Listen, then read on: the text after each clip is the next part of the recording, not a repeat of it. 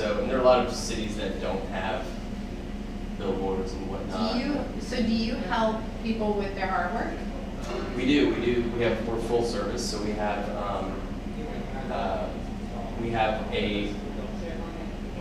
somewhat of a very limited design capability, but we usually recommend that people do it on their own or have someone do it for them. But we have like very basic stuff, so like the tenets of like billboard advertising, like keep it to 7 words or less. You know, like real simple stuff. It's not too complicated, but you can get really effective with like a small, quick message. So yeah, we're not the best at that, but like generating those quick. Yeah. We do that. We just generate quick, like with your logo, what you want to say. We help them narrow it down and do best practices, but which is like a super cheap fee. But most of our clients have their own artwork already. So, but yeah, you just upload it to the system, and then click buy on the billboards that you want. We have like videos of every billboard. We have it's like an Airbnb or like a kayak.com. Yeah, that's cool. But yeah, we. And then does the actual company that owns the media, they would actually do like the printing and put it up and No, we're integrated. Or do you guys do that? We're integrated with Circle Graphics. They're the largest vinyl printer in the country. We use another printer called Kramer as well, just to keep things kind of competitive. But we're fully in, so like our client uploads the artwork, and that goes immediately over to the printer for approval, and then we have it approved and make sure that it's to spec, and then it's like the quickest way to get a vinyl printed and installed. Handle the installation, and get it purchased, it's uploaded to the account, and relay that to the rest. That's cool. It's pretty cool. Yeah. So some agencies use this, but we're really like kind of very targeting like independent. Yeah, it's so easy. You can do it in house. So we own a marketing agency, and we've had some. We mostly do digital, but every once in a while we'll have a client that's like, I don't know, whatever. Yeah. And I've been like, well, I work with Lamar. Let's see if there's Lamar billboards in your area. It's literally as close as you can get to working with the operator. Do you have a car? Without being like an agency. Yeah, I brought some with me. Yeah, I'm always. Welcome. That's the kind of thing that would be cool. That was great. Good. How are you? Chris. Yeah. See, Nice to meet you. You know, If you want to sign in, Are you here at the start Chemical here in just a Factory? few minutes. No. Or how do you find us? So I go to a lot of Chemical Factory events. Okay, so on their calendar. Yeah, and so yeah, I'm on their listserv and everything, and I do attend a lot of, like, anytime I see something pop up from marketing, I try to get it. No, actually, I never asked about. But yeah, I just and by the way, I think a lot of like media buying agencies do see us a little bit hostile in terms of like kind of disrupting their world. But of the agencies that we do work with, He was one of the people who had the booths. Yeah, that's like, we do so little, even like print. So we got to see Every once in a while. Like, we have a bar that's our client down here, and we make their menus and all that kind of stuff. But it's only because they're doing AdWords and like social with us and like all that, so it's like, okay, yeah, we'll do it to be nice to you. But like, if you were to look at our website, it's not say we do that. So it's always good to have a good network. To be able to be like, here's someone who actually knows this and can do a really good job. Yeah, for sure. So it's also generating those. It's a cool space. It's a lot of fun. I was in paid search for almost 8 years. Yeah. And my friend started this company. He actually just around the corner. Started art.com and sold it for like a huge amount of money. Yeah, because that's obviously the best domain ever. Yeah, and it was sold to all posters, and then Walmart bought it. But I mean, he was at one point the largest art retailer ever in the world, in the history of the world. Like literally sold more, but it was all prints and stuff, like actual like real art. Actually, I might have seen that. It's because that was one where you could go like pick your frame and do all that kind of stuff, right? Yeah. I had a client once that was like a local art framing shop, and they were all like, "We want a website, and we want it to be just like that." And I was like, "Well, are you going to Photoshop all those images They with all the different a like?" huge warehouse in North Carolina.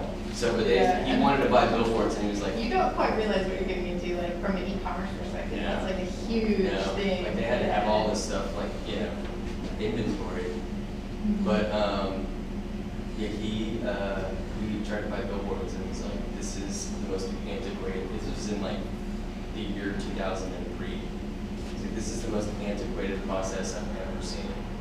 And, And so that inspired him to. yeah, and like right as he sold his company, he was like, I'm gonna go completely try to disrupt this thing.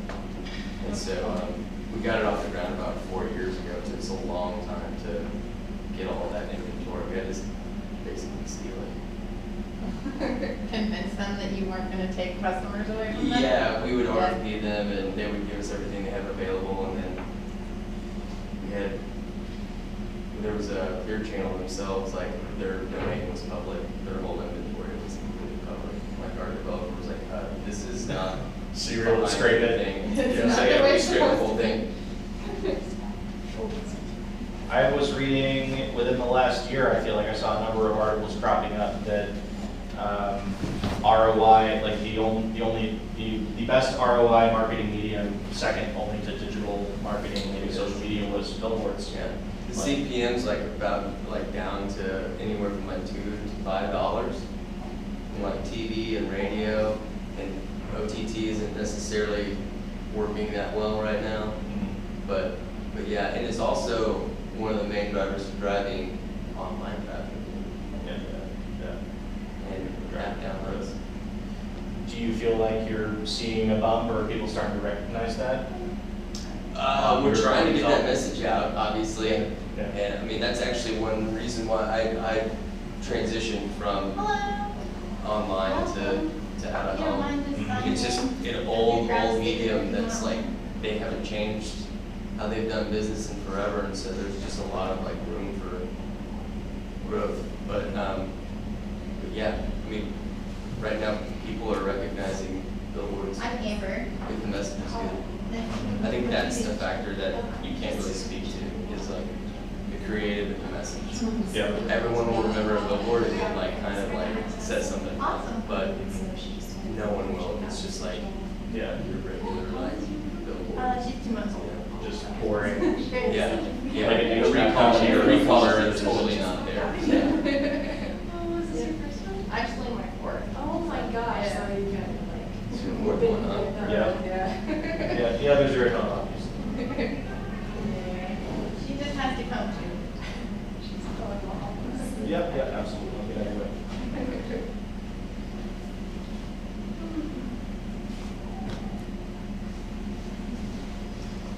Should I play the Capital Factory video while we're waiting for more people to come in? Yeah, probably. The Capital Factory asked us this year with our, they sponsored us and let us use the space for free, but they asked us now to play a video about the Capital Factory before every meetup.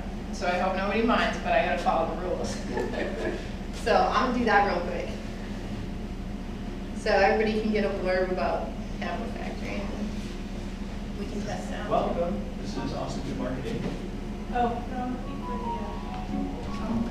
Welcome to Capital Factory. We are glad you could join us here at the their main Center of offices are up that Entrepreneurship in Texas. We bring together entrepreneurs, developers, and designers across Texas for meetups, classes, co-working, mentorship, events, and our accelerator program. At Capital Factory's core, we're all about people and making lasting connections. Past entrepreneurs in Texas and introduce them to potential investors, employees, benchmarks, and customers. We hope that you'll join us again and consider becoming a part of our community.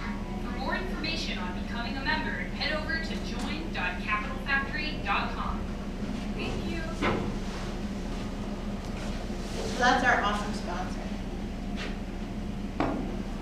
And I'm gonna wait a few more minutes and then we'll get started.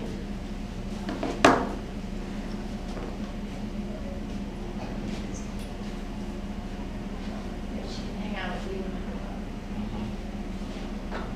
So we should definitely give new faces to people this time. I'm Vernon. I'm nice to meet you.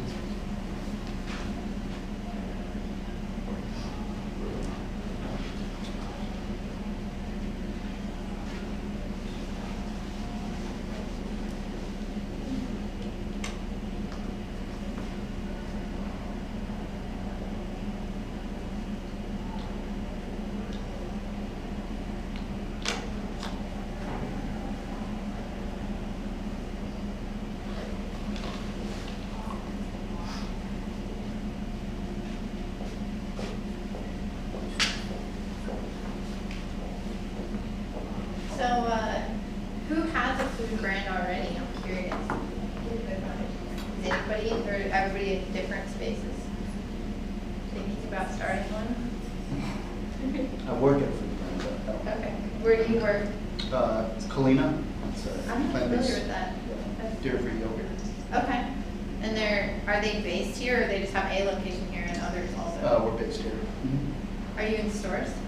Yes, Whole Foods in 4 regions, Sprouts nationwide, and Natural Grocers nationwide. And it's all, what's it, is it like coconut based or? It is, yeah. Coconut based. That's cool. It's very good. What do you do there? I'm director of operations. So it's a small team. There's 6 of us now. You can get a lot done with a small team. Yeah, you can. You really can. Yeah. Nice and lean. That's what I prefer. Awesome. Should I get everybody started on topics? Yeah, I'll take her up to the main office and see if we have some people that aren't sure where to go. Also, we should make sure that the things should be.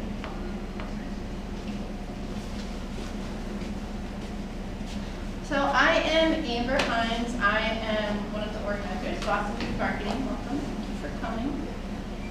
And just a quick introduction, if this is the first time you've been here, we are always on the first Tuesday of the month. We sort of operate on a non-summer schedule, so we're September through June. We do our meetups, and we're here in Spring River Capital Factory. The goal of this community is to work to accelerate the growth of Austin food businesses. So our goal is to try and have different speakers that come out and talk about different topics, but also to get people talking and networking, and eventually maybe grow a base of mentorship within the Austin food product community. So with that in mind, one of the things we like to do, instead of just having people show up and get a speaker talking at them, we like to have everyone talk together. So my hope is right now, we always start with some different questions. So the questions for today, and you can pick what makes sense for you. What is your product or your service if you are not currently working in the CPG space? What inspired you to get started with your startup story? Or alternatively, because our speaker today will be talking about his story and some of the things that he wished someone had told him in advance, when you're talking to other founders, what do you find useful from their stories, or is there anything that you've been able to take away?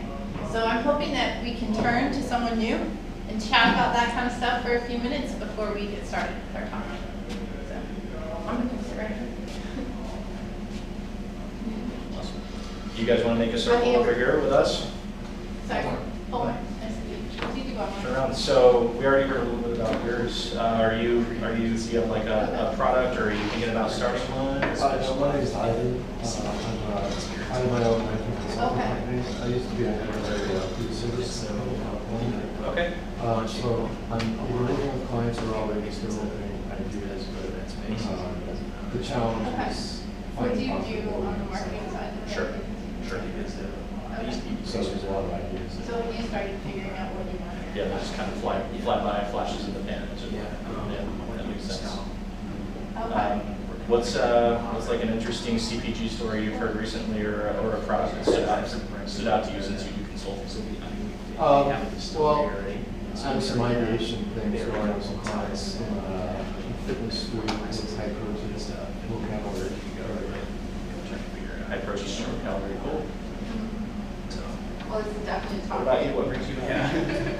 Is there anything that you're hoping to hear today that you want to learn? So at least you can see what is up. I talked to somebody that told me this would be a good place. Just trying to get involved in the space. Cool.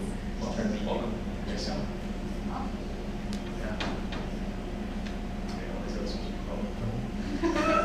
We're just going to put everybody on the spot. I think it's good to get people talking, you know. So, and it gives us a good foundation. Is there anything anybody else would want to share that they're hoping to learn today before I introduce our speaker, Chris? You want to hear about? This is your opportunity to let him to shape his talk. All right. So I'm going to do some quick announcements before I introduce him. These are our upcoming meetups. On March 3rd, we'll be talking about how research can help you develop your marketing strategy and some different techniques for research. And then on April 7th, we'll be talking about securing PR, so getting either unpaid media attention.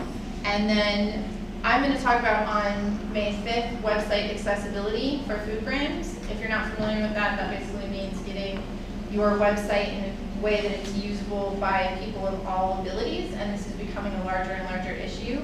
And we're seeing increasing cases against food companies, sometimes restaurants, sometimes packaged good companies that do e-commerce, especially in California, but some of the other states where there are lawsuits happening. So I'll be talking about the legal requirements and then what you can do if you're not a coder, like how do I fix this on my website. So I'm very excited to introduce Chris, our speaker today.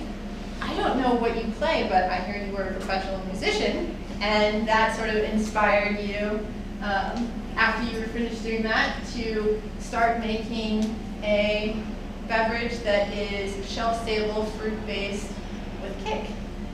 So I'm very excited to have Chris, if everybody can welcome him. Yay.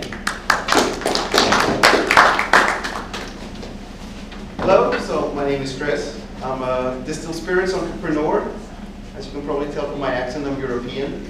I developed something overseas in Belgium for the US market. I picked Austin to launch, so that's in 2 sentences who I am. What I wanted to do is actually give the talk that I wished I would have heard 10 years ago when I started on this journey.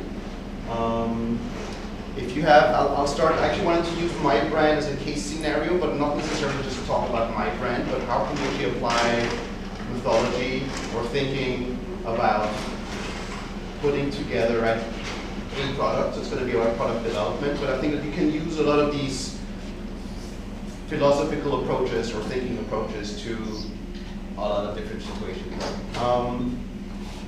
So I know that the question was asked, I've heard you wanted to start a mezcal brand. Is there people in the room that want to start brands? Maybe not. Yes. Yes. All right, okay. I'll talk about stuff. I'll just start. If you have any questions, just raise your hand. I'll answer if it's related to what I just said.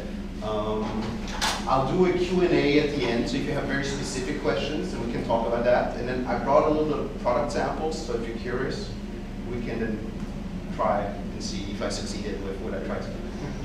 All right. My background, in a nutshell. So I used to be a professional musician, so I come from the creative side. I had always an interest in the business side of things, and I was just, I really plainly put, the organized guy in a band. And so I started managing our own band. And so there came this interest in the creative process as well as the business aspect of things. Life as a professional musician is fantastic. We signed a record deal with a bunch of European musicians for a label in California, so I started doing a lot of traveling back and forth. Life was fantastic. We never made any money because all the money that came in went out right the door for traveling and expenses. So I was always looking for creative ways how we could actually monetize and find additional revenue streams for all the media attention that we would get. And so I ran, that was a complete coincidence, into who is now a co-founder that ran, him and his wife, they ran a smoothie bar for adults in Belgium. And so the legalities of selling alcohol are completely different in Europe. For those who have traveled to Europe, you've probably noticed. So basically what they did is they went to farmers markets, bought seasonally available fruit, hand pressed them in the kitchen, so it was extremely artisanal, and then added a little bit of alcohol. And so you had juice, a little bit of alcohol, and then you can sell something you're not allowed to do in the US. You can actually manufacture and sell your own alcohol in your own bar.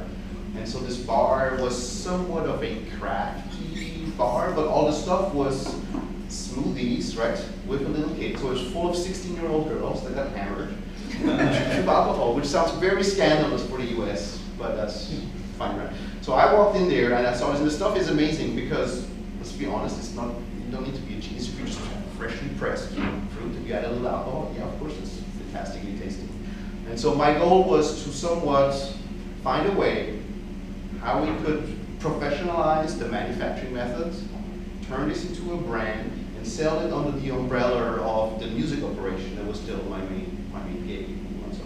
And so I entered this field with a total lack of knowledge, no background whatsoever in food and beverage, trying to launch this in a different continent with a complete different culture, regulatory system, and so I did run into some issues, of course, right?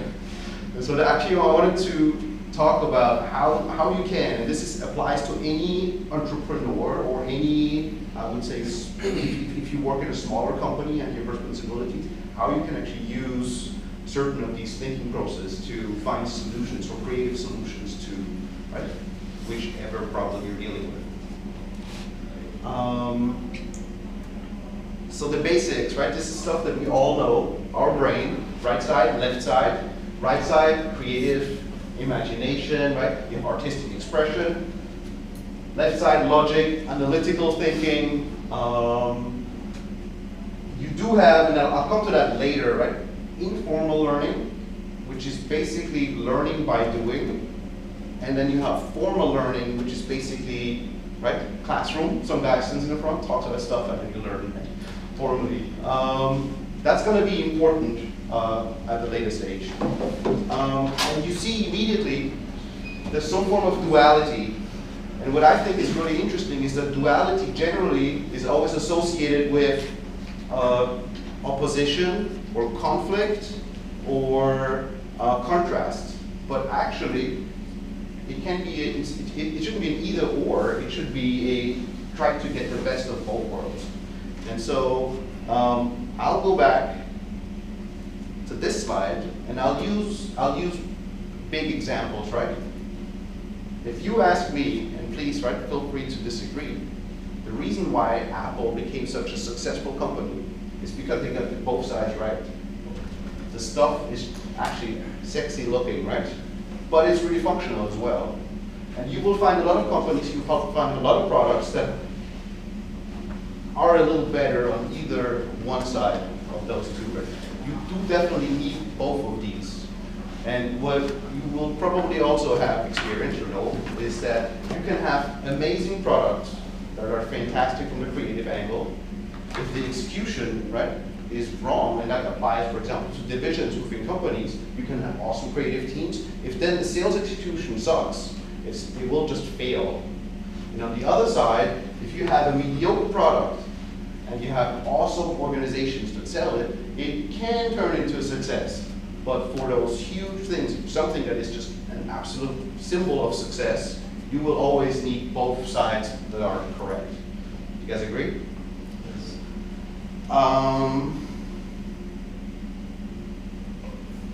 Let's go back here. Now, the same duality applies, and this can be a little bit dangerous, so I wanted to talk about this, right?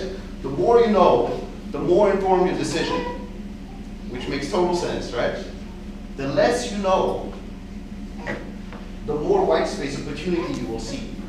And that means if you go into a field that you are unfamiliar with, your senses will be a little more alert. And that's actually what you need to, is anyone familiar with habit thinking? Which basically is very useful in, evolution. I'm a big fan of evolution. As soon as we do something regularly, it turns into a habit, and the conscious part of our brain switches off. Like when we drive a car, right? After we know how to drive a car, we don't consciously think about every movement we do. Now, if you are in the process of habit thinking, the creative side, the creative angle actually diminishes and decreases, which is very useful for day-to-day. Otherwise, we would have big issues, right? As human beings, we have to consciously think about everything we're doing. But if you create something new, if you do something that has not been done before, something that you haven't done before, right, you will have a wider view if you're not in this habit thinking. Which also means here, right, you can actually use both of these to your advantage. I think that's why when I moved from a technical job to sales I wasn't very good at first, so, because I was thinking of the technical stuff, and when I went into something I didn't know anything about, I got better at stuff. That is entirely true. So this applies when you move from one division into another, right? This can apply, so in my case, I'm an immigrant. That applies if you go from one culture and you transpose into another culture, your senses will be alert. You will notice things that somebody who used to live in a certain environment is used to will not notice anymore. And it actually, with those alert senses, you will actually, in a business scenario, you're able to find white space easier than somebody who is just in habit mode of product development and just repeating what they know from before. And if you ask me, this is also the reason why very large corporations are not very good at developing new product, because they are in this habit mode of just redoing. And we all end up, once you're in an industry, now I'll include myself, now it's been 10 years that I'm in alcohol, now I'm jaded, now I know how it's supposed to be done. I have a harder time thinking outside of the box than when you're a complete newbie. Now this is really dangerous, because if you have no idea what you're doing, you can take really uninformed decisions, which is the reason why a lot of startup fails, right? So you need to balance those two, and this is what I meant with the slide before. It shouldn't be either or, it ideally should be both. I'll go to the next slide. So, I wanted to talk about realities and dreams, right? Generally, right, as an entrepreneur, and then maybe specifically to our industry. What I mentioned before was just the reasons why actually an entrepreneur or small companies can win when you compete against the large players. But the truth is, the reality is, the odds are stacked against you. And there's hundreds of reasons why that is. And that can be very industry specific. Now, I'll start with the dream part. So when I ran initially into my co-founder, and I saw this bar, and it's full of these 16-year-old girls getting hammered and juiced with alcohol, and the stuff tastes delicious, and I had no idea about any of the regularities and issues, I thought this is going to be so simple. It's going to be so easy. And then when I started flying around between the US and Europe, and you sit in an airport and you just buy some magazines, I started to buy Fast Company magazine and Inc. magazine, right? And then you read this, and there's a total glorification of the success story. And it's put on one page. So you read, this person had that idea, the next thing they launched a company, immediately it went to 50 million in revenue, and then 2 years later they sold for $2 billion. And I thought, wow, I'm gonna do the same thing. I've got alcohol, it's delicious, right? Most people like to drink, it's easy to drink, fantastic, right? 2 years time I'll be a billionaire. Unfortunately, not that easy. It's not that easy, and doesn't pan out like this. So, what can you do? Or maybe, and this is very specific to alcohol, the odds are, there's a free tier system. So this is interesting for you if you want to learn, if you want to launch a mezcal company. There's a free tier system, which is regulatory issues in the US. Free tier system basically means that as a manufacturer, as a producer, and it can be a distillery, or in my case, I am the importer that brings the stuff in from out overseas, I cannot sell to the end consumer. I have to sell to a distributor, and the distributor needs to be a separate entity from mine. And that distributor needs to sell to retail, and retail is divided into two. You have on-premise, which is basically where people consume on the premises, which is restaurants and bars and nightclubs, and then you have off-premise, which is where people buy to take it home to consume off the premises. Off-premise in the state of Texas is generally wine and liquor stores, right? Then you have a classification in between beer, wine, spirits. There's different laws that apply to these different categories. And then, what I also already mentioned, there's a federal layer of laws, and then there's a state level of laws. We have 50 states, and so it becomes very headachy if you really want to find out, right, and find this white spot. You might have to deal with a lot of, right, reading legal text, which is less fun, but necessary.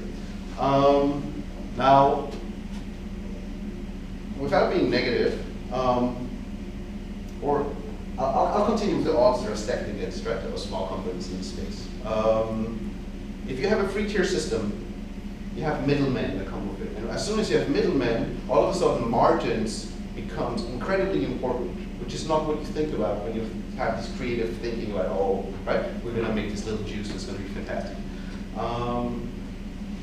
There is also alcohol industry. You had this historic period of the prohibition in the US, right?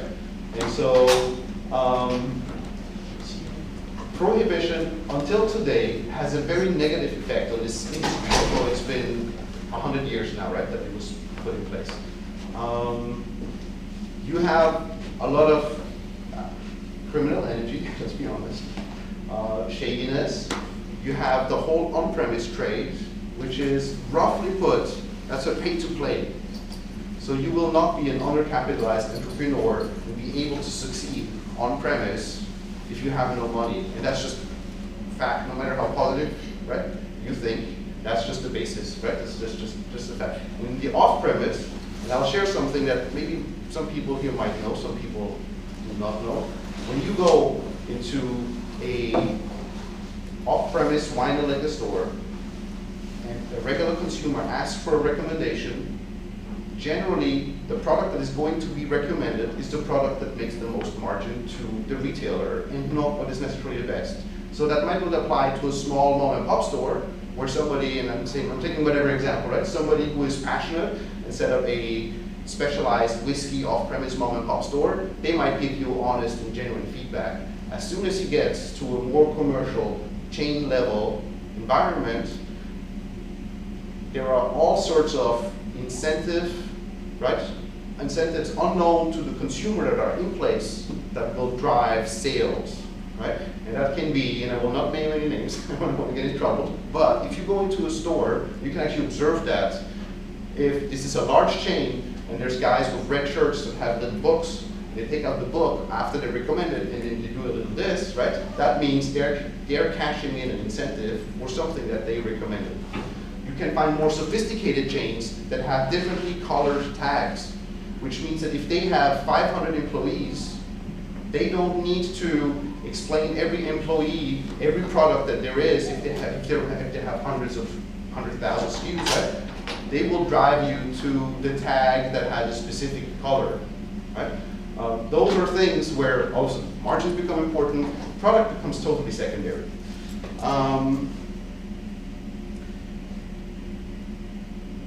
Yeah, those were the odds. Now, let's not be negative, let's go back to the dreams, right? Let's think, how can we overcome all the hurdles?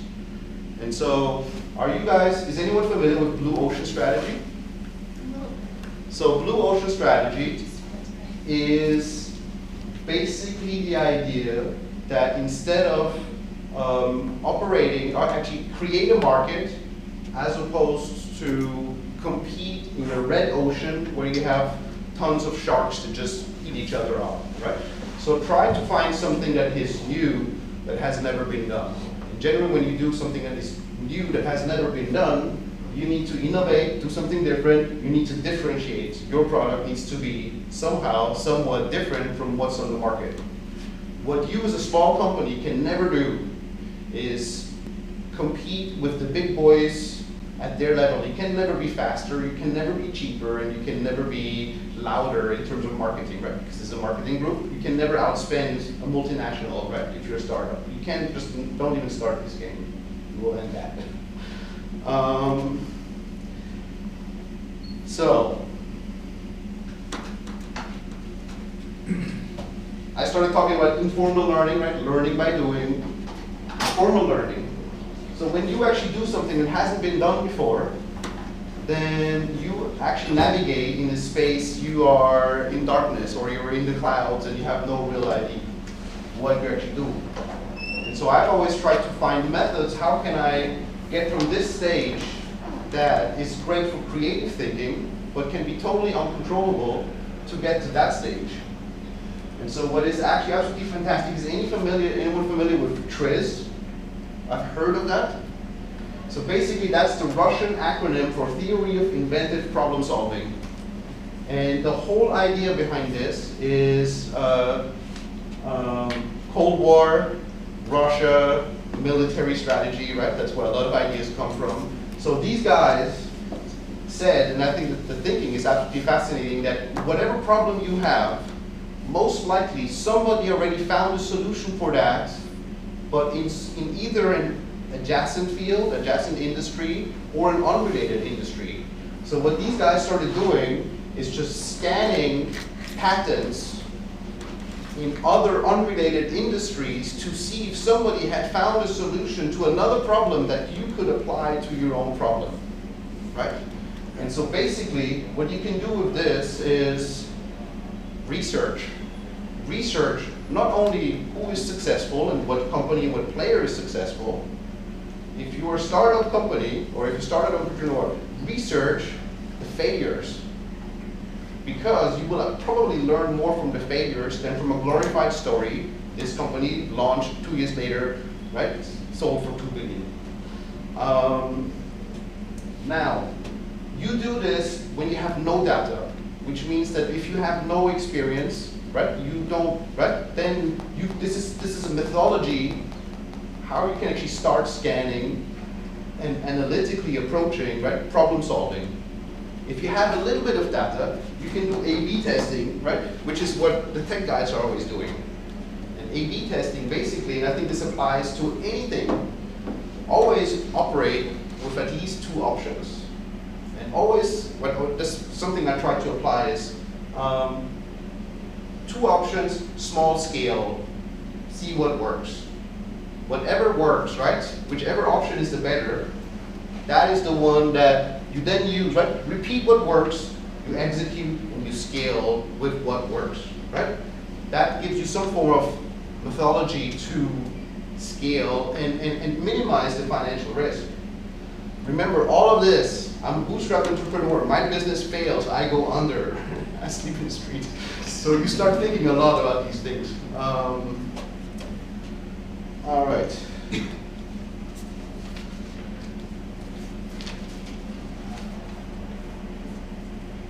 Is anyone familiar with fuck up nights? Yeah. So, do you want to tell what this is, or shall I? From what I've learned, I think different cities do it differently, but pretty much people come up on stage and tell everyone how they fucked up. Yeah, in the business framing, right? So as opposed to here, people saying, I am the best, I'm so successful, and I did this, and everyone should love me. It's people coming in and sharing their vulnerabilities and actually their bad decisions. And it's incredibly helpful because all of us, right, we're all geniuses, but then we're all, and so this is organized, I'll in a second, right? This is a Mexican organization that's spread out globally, and they have chapters in all big cities. And I know they started this in Austin, so it's actually local people. So you could start this here in Austin, right? And you just invite entrepreneurs, and then whatever there's always free for entrepreneurs to speak for 10, 15 minutes how they just messed up the company. It's fantastic. And then there's food and drinks, right? All right. I just wanted to do a very brief poll of the room, not to disrupt the presentation. But how many people would consider attending an Austin Food Marketing fuck-up night? Okay. All right. So we might plan one of those. Thank you. I can actually put you in touch with the organizers. You could become official Austin fuck-up. Maybe we can collab on organizing. Cool. Okay.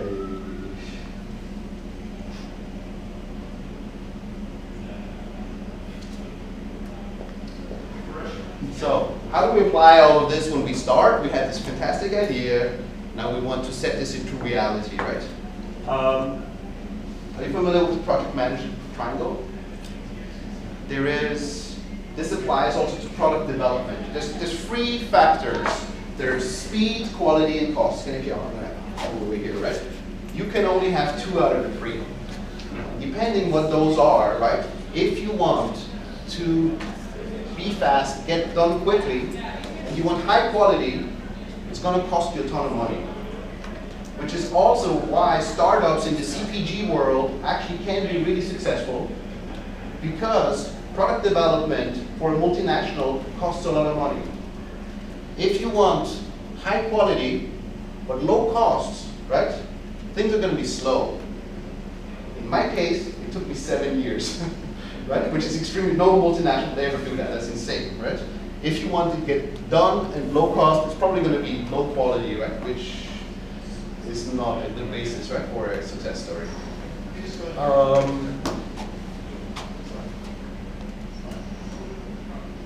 You can apply the duality thinking that I was talking about before, right, to all stages of product development.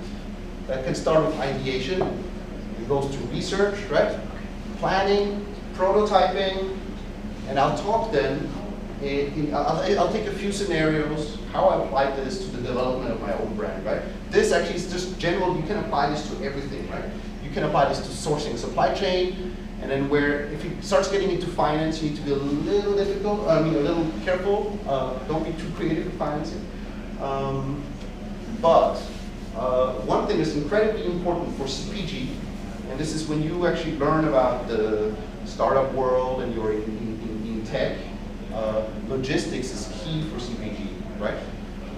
You have physical product that needs to be moved from A to B. You have to buy goods, right?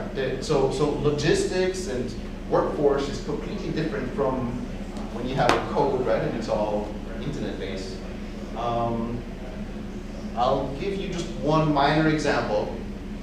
In my case, and this is financial, I was calculating the difference in cost if I ship low volume and I do a direct sell-through to my distributor into his warehouse so that I can actually run a company with no overhead, as opposed to ship larger volumes and then actually have to warehouse myself. And so you can calculate, there's always this tipping points and this right scaling, but you can actually be creative in the approach, how you actually run your operations. You run operations, right? Mm-hmm. You probably do a lot of this, right? Yes, constantly. So you can start even as a one-man show entrepreneur thinking about these things.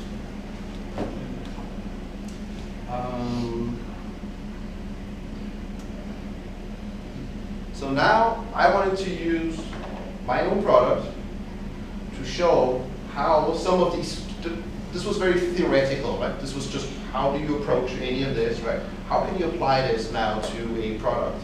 And in here, I'm going to use my own brand, but every brand, right, has their own personality, so you just apply, right, the general thinking to different products.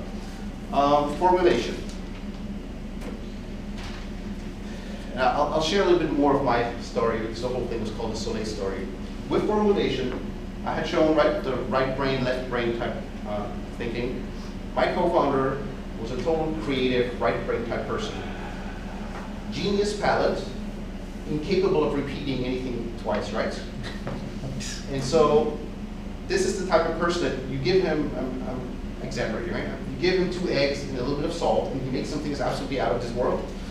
But he could never repeat it, which is incredibly frustrating if you were trying to set up a business with such a person. I was looking for a way how to professionalize, right, this extreme artisanal manufacturing of hand-squeezing fruit with forks in the kitchen. And I'm not kidding, right? With babies around, right? And let's not talk about all the right? liability, all the things that could have happened there. To professionalize that, and so we ganged up with a distillery. And this distillery had their own line of product, and they had their technical expertise of how you do these things. And although we still work together, their product line, and I'm saying this because no one of these people is around, is not very good. They have all the analytical, right, way of approaching product development. It works, it exists, it's not fantastic, right? So I always try to be the translator in between the world of the creative and the world of the science or just right down to earth analytical execution, right? Sometimes these people don't even understand, even if they speak the same language, they actually speak different language, they don't understand each other. And so, because I used Apple before as an example, just generally Apple 10 years ago, you had Johnny Ive design, you had say Tim Cook, awesome supply chain management, and then you have Steve Jobs, who will be a translator. There's another thing that I wanted to mention that I used as inspiration when I started my own company, which is somewhat Apple related, without this being a tech company, which is, has anyone read the biography of Steve Jobs by Walter Isaacson? Very good. So there's one element in there that was key for myself, which is that Steve Jobs listened to the master tapes of some Beatle recordings, which he loved.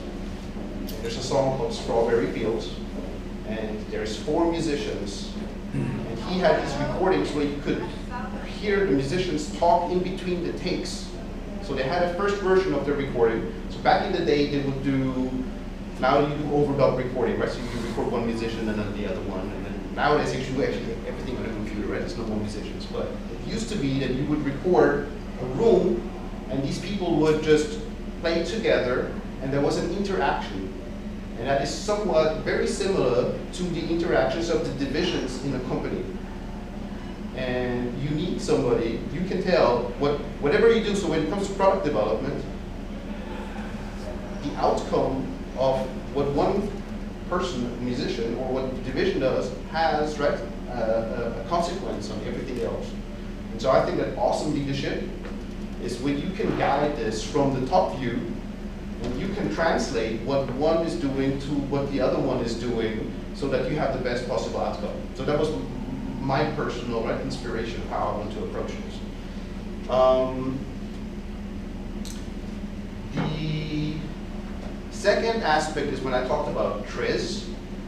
So we had, the issue I had is freshly pressed fruit. I knew from a marketing perspective, we don't want to add any additives, we don't want to add preservatives, we don't want to add colorants, we don't want to add any chemicals.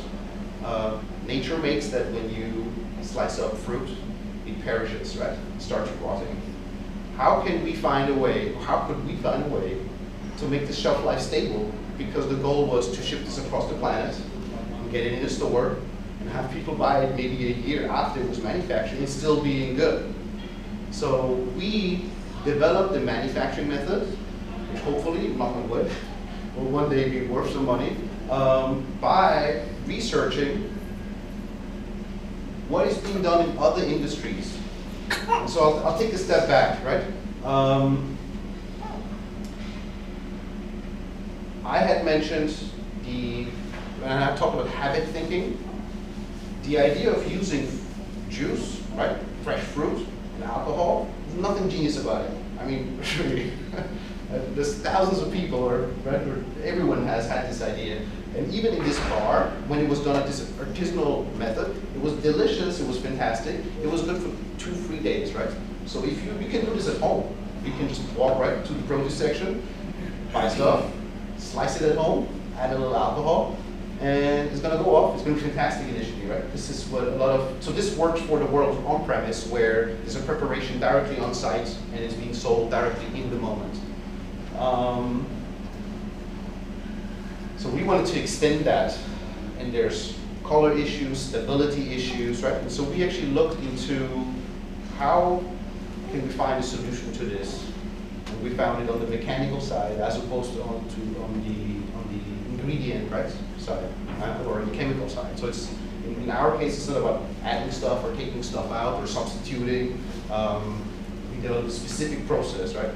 Now, alcohol in itself is a natural preservative. The higher the alcohol degree, the more it acts as a preservative, which is why if you can find that these type of moonshine products that are incredibly high in their ABV level, ABV stands for alcohol by volume, you can throw in pears, right, or cherries, that stuff is gonna last over nuclear winters, right?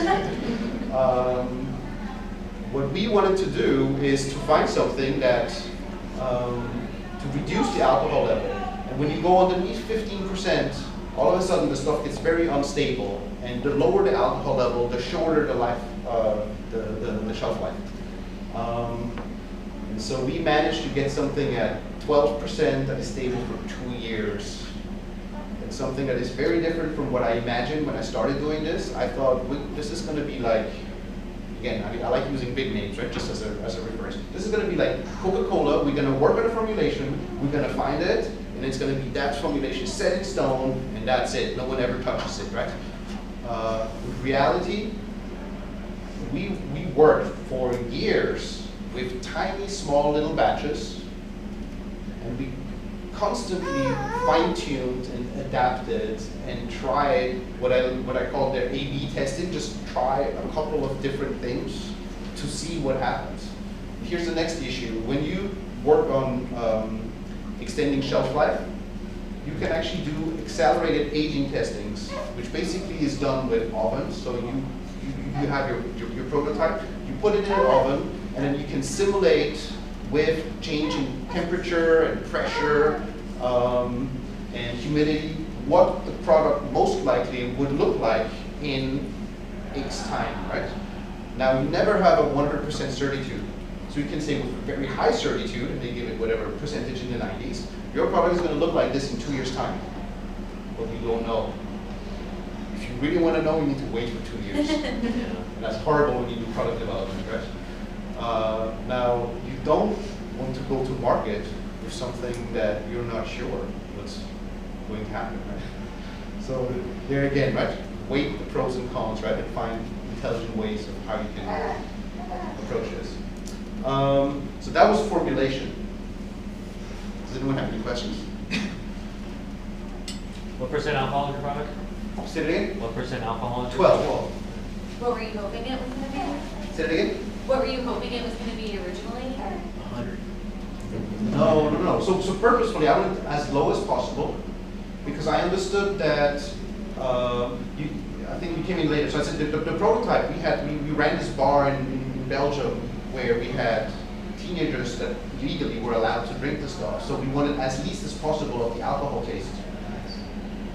And so 12% is similar to wine.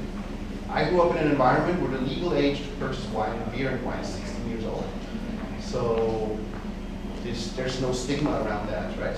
And then there's also no abuse or binge drinking, which you can find in cultures that are very restrictive. But that's a completely different subject. Yep.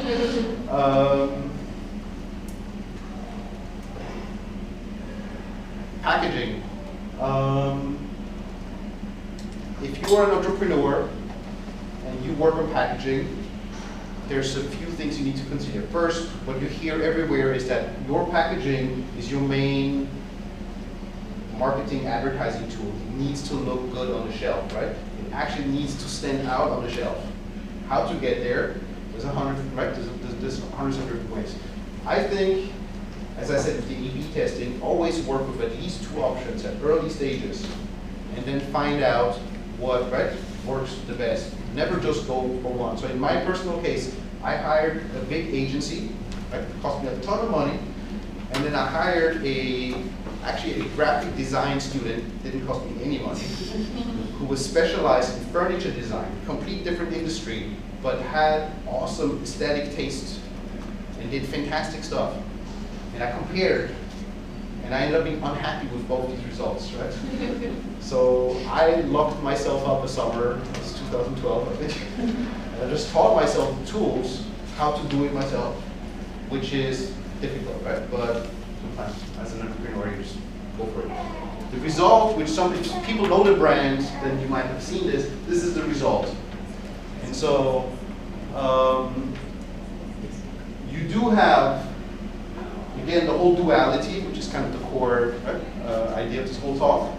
This is supposed to be in between high-end luxury hard liquor and non-alc. So you have on one side this heavy glass bottom. You have, and I have them when we're gonna, if you're interested, you want to see the samples. The bottom actually is curved, so this looks more like a soft drink. You have the round shape, which is also more reminiscent of a soft drink. You wouldn't sell a whiskey in a bottle like this, right? That's a 750. That's a 750, yes. Now, what we also did, I wanted to differentiate as much as possible from what is on the market. I'm going to say something, and I don't mean to be provocative, but we're launching in Austin. Austin has a certain design style. So when you look at Austin brands in the CPG space, it very often goes a certain direction, which I personally really like. I actually like the gritty, edgy, dirty, if I might say, right, type imagery. But it doesn't suit this product at all, right? And I wanted to look different, right? Just to be distinguishable. And the third thing, and this you can't see, you'll see when you look at the real balls, this is frosted glass. The reason it's frosted glass is that it shields from UV lighting to extend shelf life stability, specifically with decoloration. So that you don't have to go with a green or a brown bottle. Yeah.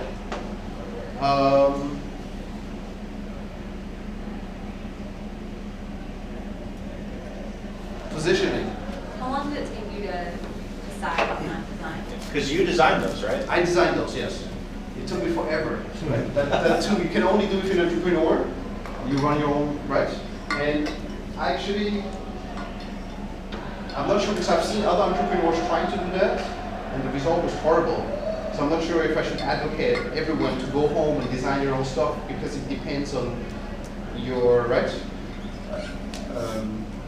creative, right brain talents. I would say at least 2 years, just for the design aspect. So the whole, I would say, R&D, design, positioning, legalities, right? Getting my personal stuff sorted out to move to the US, right? These applications. If you deal with alcohol, there's so much red tape. If you're a non-citizen, it's problematic, right? It took 7 years from the idea to have a finished product that we could actually start selling.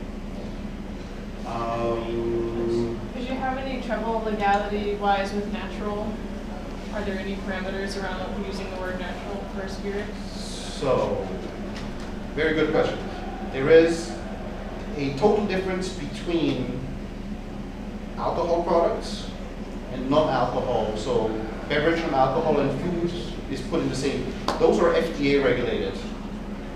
Alcohol is TTB regulated. And initially, the big difference has only to do with tax. TTB handles excise tax revenue. So you have a federal level, where you owe federal excise tax, and then you know on a state level, every distributor owes state excise taxes, right? Now TTB has tons of regulations, what you can actually put on your label and what you cannot put on your label. FDA has that as well, but the go-to market route is different. With a FDA regulated product, the truth is, there's all these rules, but you can put whatever you want on your label. You go out, and then if someone is not in compliance, and somebody rats you out, or they find it, then you will get a letter from the FDA saying, hello. With beer, wine, and spirits, you have to submit what you put on your label. You have to actually even submit the formulation. So I had to submit to the TTB what we're going to put in the bottle to make sure we're not trying to poison the US population. And then once without kidding, the formulation then leads to different labeling requirements. And so you need to submit that first, and it needs to be TTB approved before you can even go to market. Now, packaging, one slide before, I'm working with screen printed bottles. When you work with screen printed bottles, you print on the bottle itself, which from a finance standpoint is way more risky than if you deal with labels, right? Because labels don't cost that much. If something is wrong with the label, you throw out the label and you can still use the glass and it's expensive. If you print something wrong on a glass bottle and you sit on a container of glass that you can't use, if you're a bootstrap entrepreneur, that too is very problematic. So I made sure that everything is being approved before I even started my first manufacturing run. And so the hurdles and the issues that you run into when you're an entrepreneur is that I wanted high-end glass. So I'm working with the largest luxury glass provider on a global scale. They mainly do all fragrance. So when you go out and buy Hugo Boss fragrance bottle, that's the same glass maker that I'm using. Now, P&G, Hugo Boss, slightly larger client than I am. So when I want to buy a few pallets of glass, I'm not being treated I'm not a trier, something like this, right? And then you do the same thing with screen printing, right? Same thing applies. So my manufacturing runs, and with that I mean for the packaging, right? I have enormous lead times. It goes up to, right, 4, 5, 6 months that I need to plan. And the challenge is when you're a small startup company, you don't have any track record of what your sales are going to be. So the longer you exist, the more established you are as a company, the more you can actually look back at, okay, right, last quarter we did this, and last year we did this, and we do a new product introduction, and it's going to be this, right? Then you have a basis. If you just launch, you have no basis whatsoever. And so I've seen the mistake I've noticed, right, being done the most is that entrepreneurs tend to be delusional and optimistic. And so they just buy insane quantities of raw materials, including glass, right, and packaging materials, and no one wants to buy it. And that's it, right? Positioning. Just for a short segment, I wanted actually to talk about not my product, but a category in this realm, which is vodka. Because vodka is only based on marketing and positioning. And for that, to understand that, you need to understand how vodka is actually being manufactured. Essentially, you distill something to almost 100%. And the truth is, it doesn't matter what your base material is. It doesn't matter if it's wheat or rye or corn, or they do potatoes or rice as an innovation, right? It's distilled so high that you can't tell any of the difference. And then it's watered down. And the only difference in the liquid is the water that is being used. So if you use water from, right, this lake or that mountain, that's the difference. Now, in product, right, that's so minimal as difference. It's all about branding, right, and marketing and positioning, right, and money and buying, right. The biggest success story, right, that's directly linked here to Austin, which is one of the reasons why actually I ended up here, is Tito's, right? We all know what Tito's. Tito's last year became the largest domestic brand in distilled spirits, which is, when you think, that's insane. That's like some small company, right, that launched, that takes over, right? Diageo is the largest multinational, right? They had Smirnoff, so for 2 decades they were the #1 vodka in terms of sales figures, right? Now, the reason why I wanted to mention that with positioning is that a lot of these positioning, there's a lot of marketing efforts, sometimes a lot of money that goes into the efforts of coming up with what should be the right thing. If you use Tito's as example, a lot of this can be somewhat, I'm saying random is the wrong word, right? But it can be, yeah. So when you think about, Tito's was founded in '94, right? And I think it went to market in '96 or '97. Back then, the idea of a Texas vodka was the most absurd thing you can imagine, right? That just made no sense whatsoever. Which is why Tito's in his first 5, 6, 7 years, he probably sold less than I am, now a tiny brand, right? Just because that just made no sense. But he already back then, he was handmade. He was craft before there was even there was no craft 25 years ago, right? And this is going to be very industry specific. Craft beer is about 10 years ahead of craft spirits. When you look into what craft beer has done, which I think is initially fascinating from a macro level, is that you used to have 3 big players, right? You had Budweiser, you had Miller, and you had Coors now, right? Budweiser is AB InBev, and Miller Coors merged, and those were the dominant players. And now you have thousands, hundreds of thousands, right, of niche players, right? And that just chip away at the market share of the big boys. And the market share is not being, right, 1 or 2 players, it's thousands of players, right? Spirits is slower, I'm not sure why. I think it's a little less dynamic, which is an advantage for the entrepreneur. but it's going the same way. And Tito's is a great example, right? So he was craft before it was craft movement. He had already this image that was earthy, organic, right? Gluten-free. No one cared about any of that stuff, right? When he started, right, in the early 2000s, earthy and craft was a big thing, right? Now, something that you can't really foresee is Tito's was exactly the right size company at the right price point when the financial crisis hit. Before that, it was all about bling, bling, bling, fancy, right? You had the big successor before Tito's was Grey Goose. And Grey Goose, in the market introduction, they actually also did something that had never been done before, is they decided, and again, the liquid in the ball, exactly the same, right? Price point of the liquid, basically the same. They went to market, being positioned as luxury vodka that cost double of what was the norm before, right? So in the 90s, the big vodka brand was Absolut, and they were around the $20 price point, depending on region, right? And then they came in and they said, we're going to sell a vodka for $40, which is also, I think, interesting as a strategy. Don't do that if you're a bootstrap entrepreneur. You might go really wrong, right?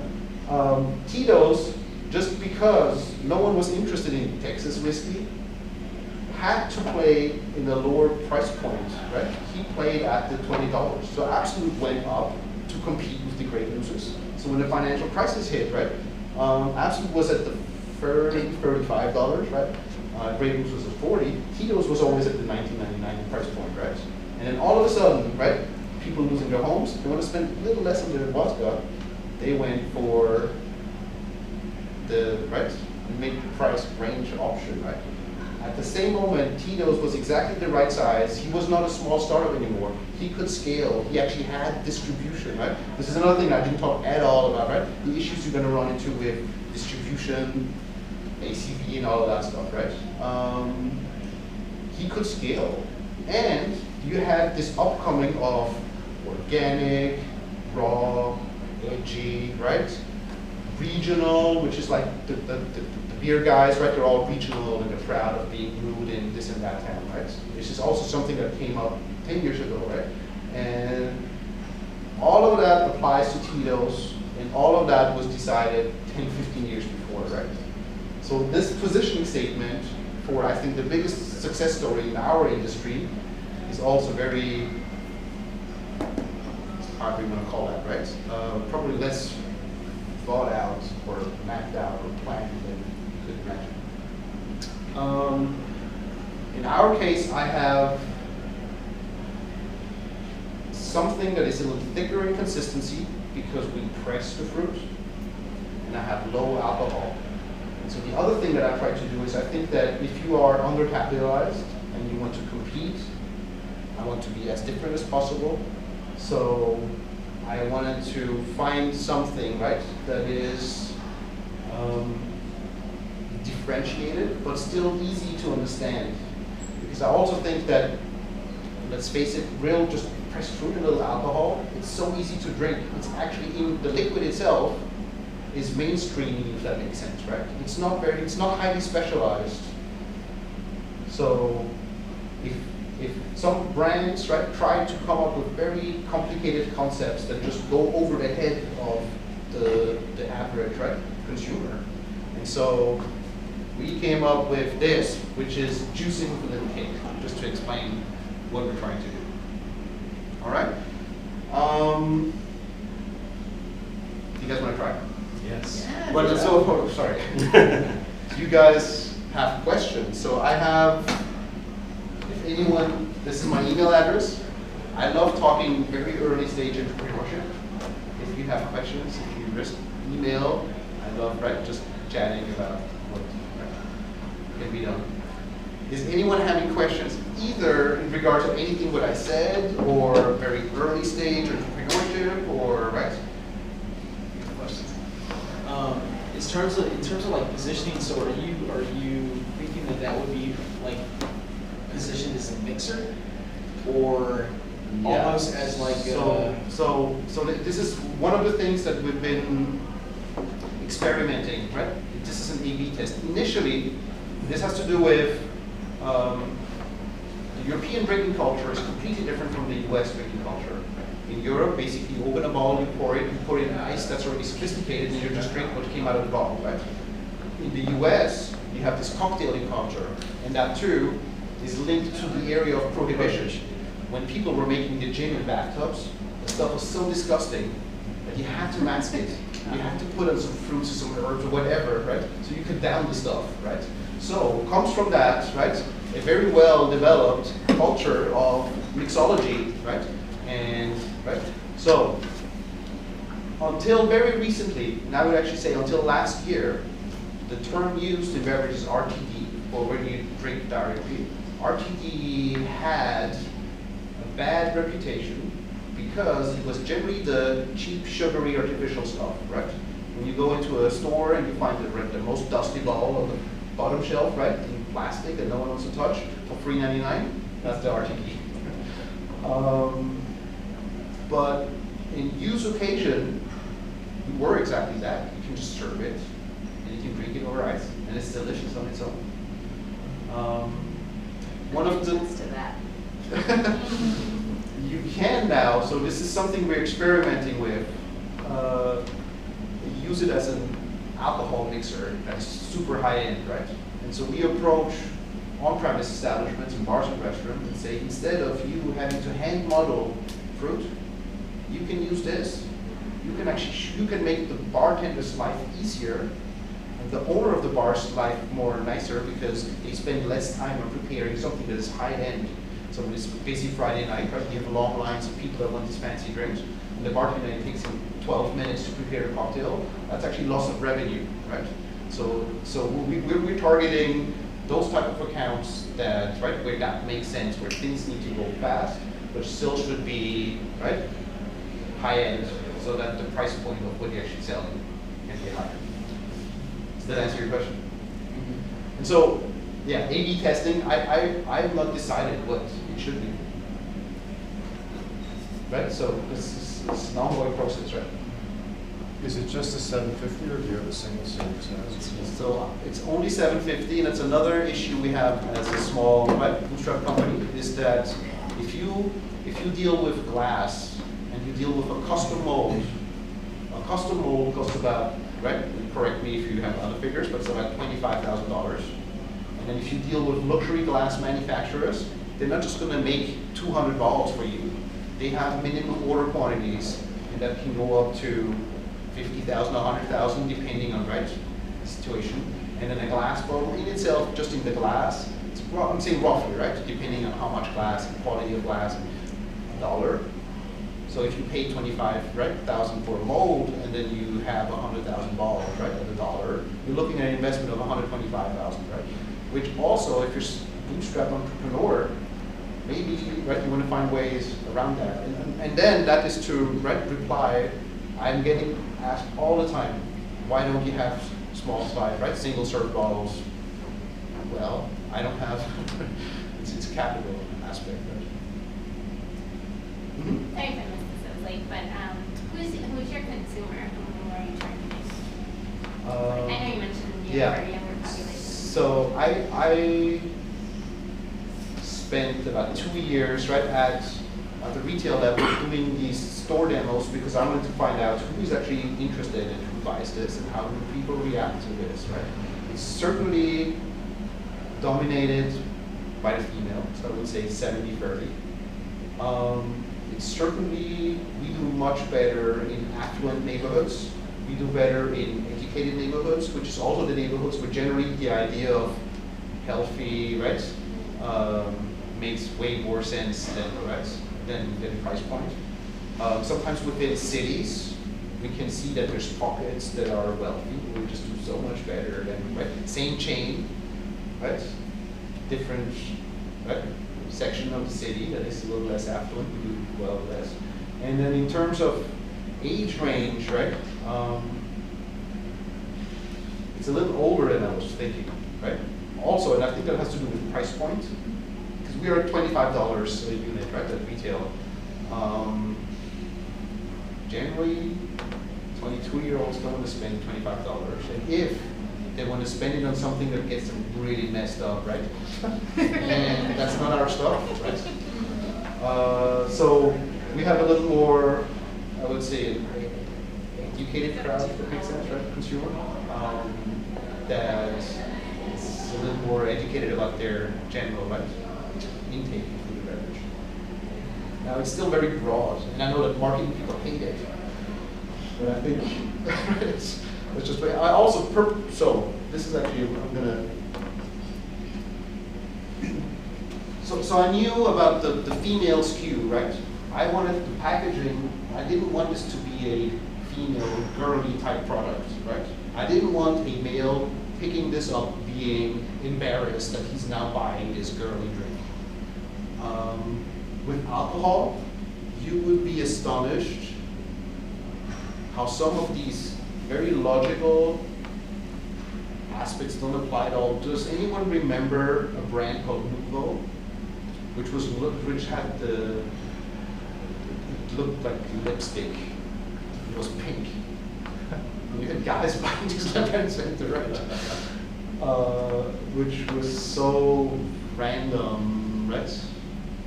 But yeah. Are you selling, this is an Austin, Texas brand? Is it relevant for your marketing? So I pretend being from Austin doesn't work, right? I picked Austin to launch. It's still made overseas in Belgium. We launched from Austin. We're Texas only company. So when I explain that, right, it makes sense. It's based here, right? Not manufacturing, but people on the ground here. Everyone is in, it's Texas.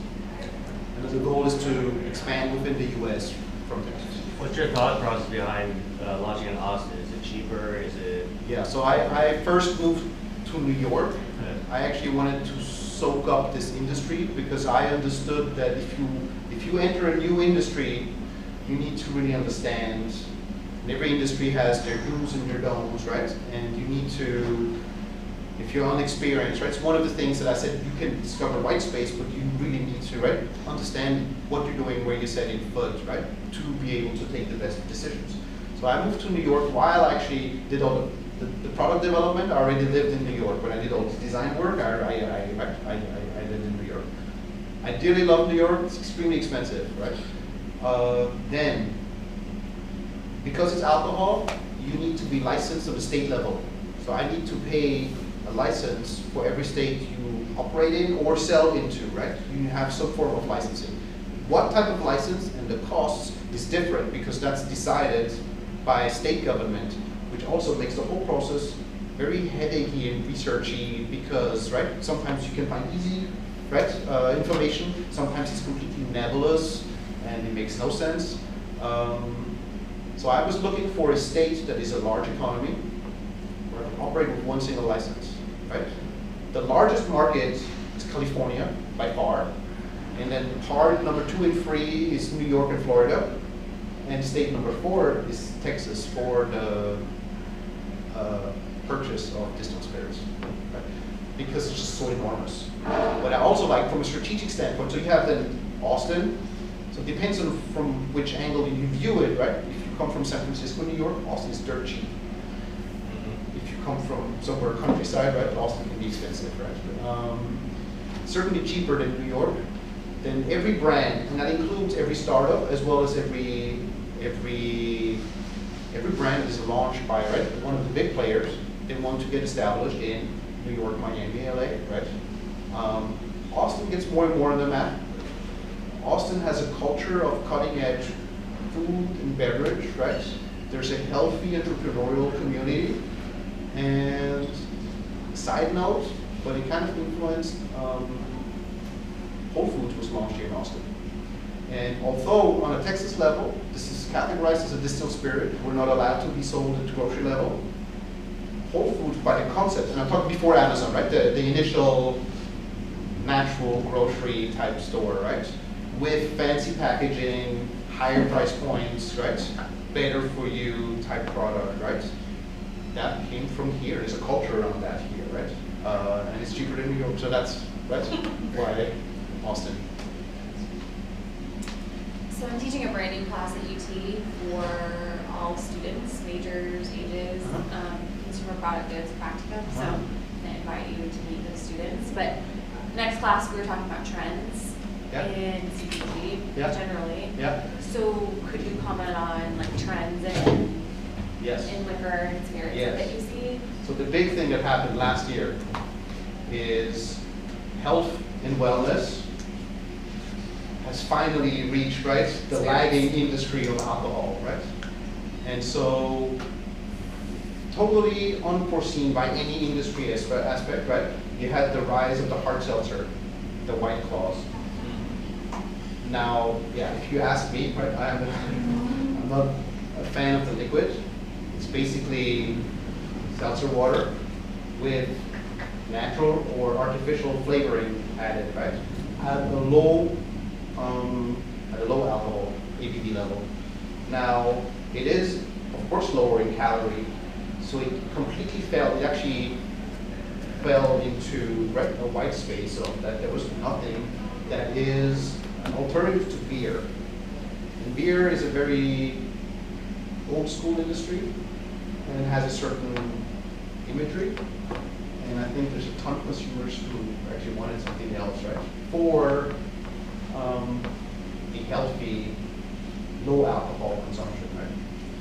And so I think that overall, combined hard seltzer, so the two main brands, it's White Claw and Truly, right? And then you have a lot of followers.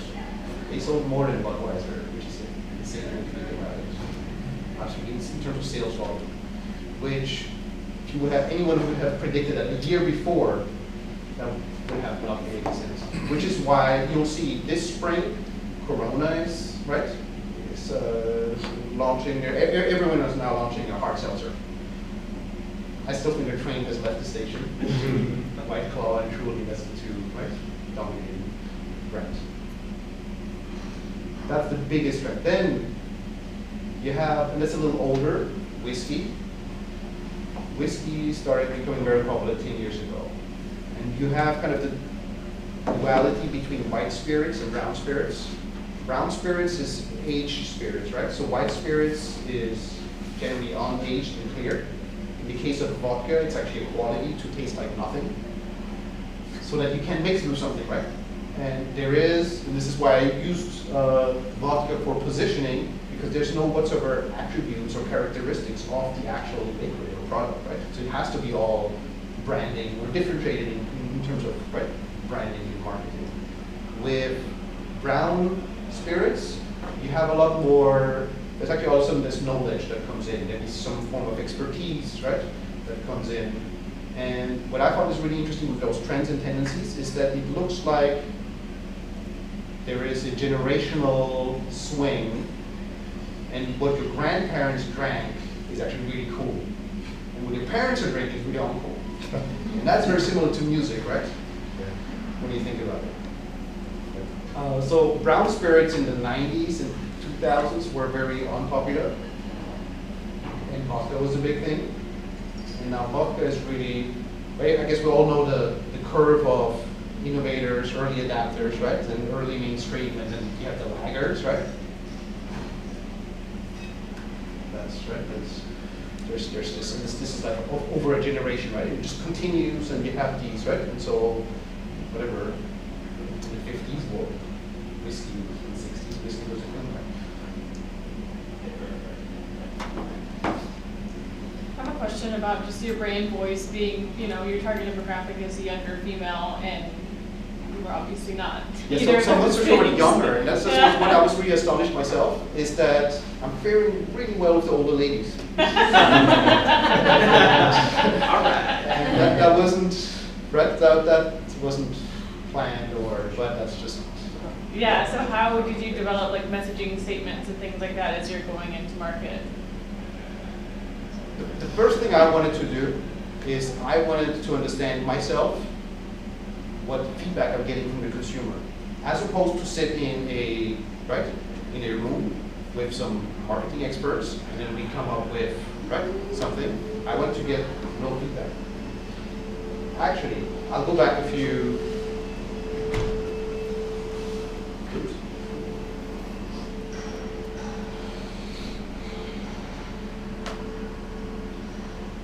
Were you here when I talked about TRIZ? Missed it, sorry. Okay, so TRIZ is a methodology, how you scan what other companies or patents or what other people have found in adjacent or unrelated industries, and then you try to apply it to your own whatever problem, right? Which is the same stage as brainstorming, but brainstorming is based on the right side brain, right? And then it's based on intuition, whereas this is based on analytics. And so being a bootstrap entrepreneur with no money to spend on a ton of research and capital, I wanted to get the feedback, right? And I wanted to get it myself. It shouldn't be filtered through somebody that I hired to do a tasting. I've done thousands of tastings, right? And then sometimes I told people that I'm the entrepreneur, which is great. It's really helpful for sales. It's not necessarily helpful for getting honest feedback because people are just appreciative of the entrepreneur, right? Sometimes purposefully I don't tell people because I actually want to hear negative feedback or the criticism, right? And so those positioning statements I'm still playing with, right? Because one of the, so I'll end on a vulnerable note. Similar to those trends and tendencies you have in alcohol, you have them in non-alcohol beverages, right? And juicing was a huge thing 5 years ago, and now it's actually going, right? So positioning myself as juicing and alcohol is completely new and unheard of, but on a broader beverage scale, it's maybe not the best choice. And so that too, I'm undecided to be honest, right? Totally didn't answer. Just gotta write it out. Yeah, go figure it out. All right. Well, maybe we'll let you pour some stuff, and if there's extra questions, we can. I want to just pull up here real quick. I don't know where. So you want to go back after? Yeah. Well, no. Let's go back to that one. To the beginning. Yeah, right here. There we go. Just in case, if anybody missed this at the beginning, these are our next events. So on Tuesday, March 3rd, right here, we're going to have how research can help your food marketing strategy. On April 7th, we're going to be talking about securing PR for CPG brands. And then on March 5th, I'm going to be talking about website accessibility and how that can impact companies legally and what to do if your website is not accessible. So that's our announcements. It's all on our Meetup page. So go join our Meetup page if you're not on it. Let us know. We're always looking for more speakers and those sorts of things if you're interested. And we need to put up this slide just to thank the Capital Factory. But thank you, Chris. Yes, thank you. You can look at how beautiful it is while you're letting people try it. So I'll be sitting here. I have these small little cups. We have 3 different flavors. We have a coconut flavor, we have a superfruit, which is blueberry and pomegranate, and we have a mango flavor. You can try one, you can try all 3, you can ask questions. It's just that we need to somehow form a line, I guess, right? So I will share that at the Naturally Austin Pitch Slam in the fall, we tried his products. It is worth staying for. They're delicious. Oh yeah. Unless you don't drink alcohol, then probably you shouldn't try them if you don't drink alcohol for some reason. But they are worth it. They're very good. If you didn't get a chance to sign in and you want to get email reminders, you can sign up. Thank you. Well, if he does that, we're going to walk around and scary things. Yeah. No, actually, I could just take this chair and I'll actually sit on this side. This chair. November. So she's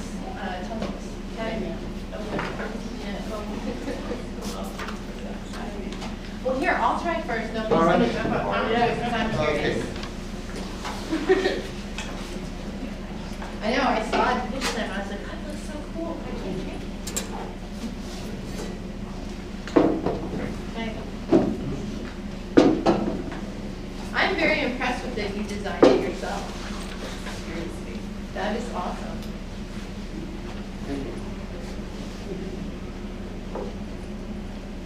So I'm curious about your covenant. All right. So maybe I'll just if you you want to try more than one. Okay, is there an order? I'm suggesting to do Okay. any combination this way. Oh, because that's like the heaviest? No, this is more creamy and consistency, so I think there's more. So this is the one to finish. And out of these two, we don't add sugars, but there's natural sugars in the fruit. Blueberries and pomegranates have less natural sugars than the mango fruit. Okay. So this one is a little sweeter. So if you really start happy with this right now. one, Whether it's and what I do this want. one afterwards, this one. It It's doesn't part of the taste thing, it. right? Okay. Also, because we don't add sugars, there's some sweet that's natural. Okay, good, I'm glad. I haven't really Alcohol is just the sugar in it. I smell it. But it's not overly sweet. So some people expect this to be like candy and that's not at all. Alright, can I try them all? Yes. Okay. As much as possible. Sometimes the timing is a trash can. Like, Oh, yes, right.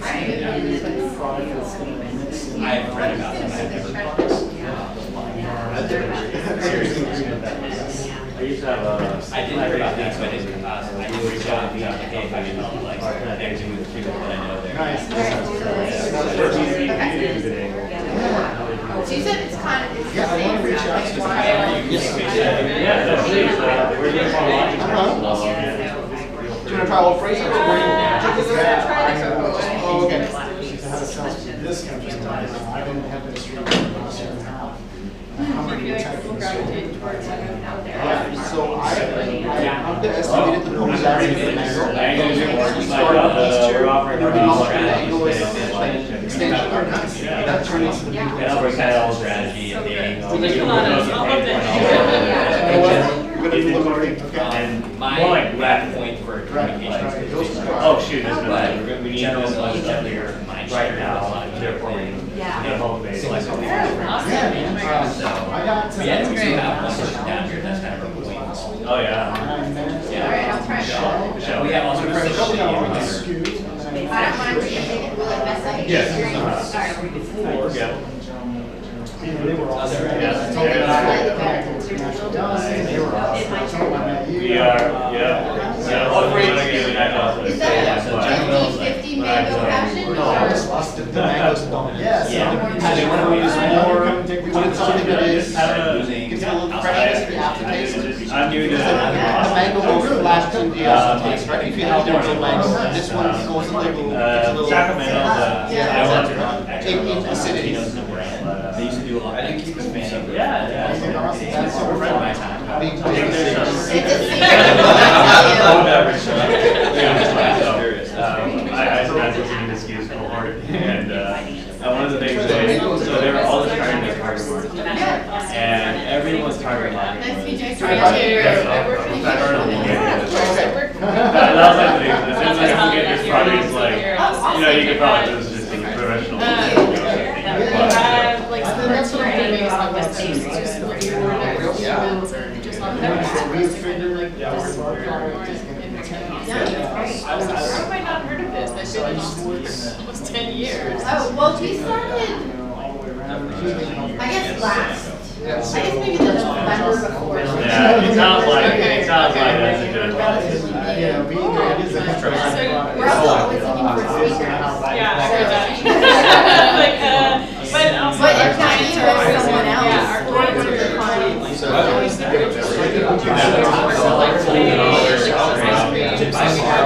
New products, but I know it sounds like it's more profitable. What do you typically listen for?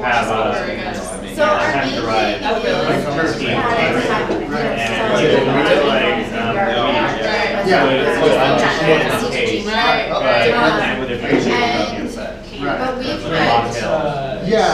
so, the speaker last week was, last night, right, you guys had, he was talking about kind of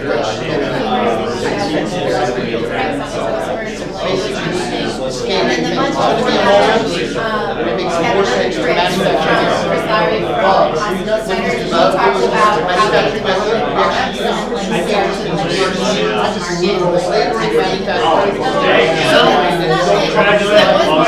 products and like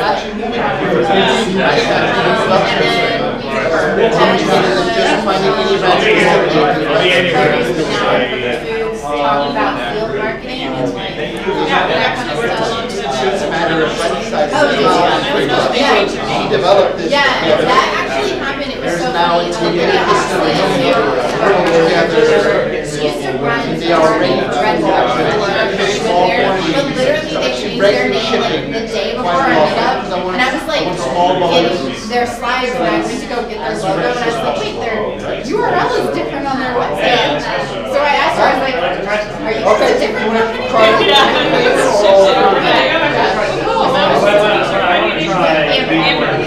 I have a heart.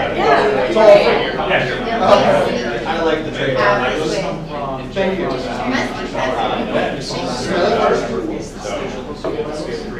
Where is it in phase of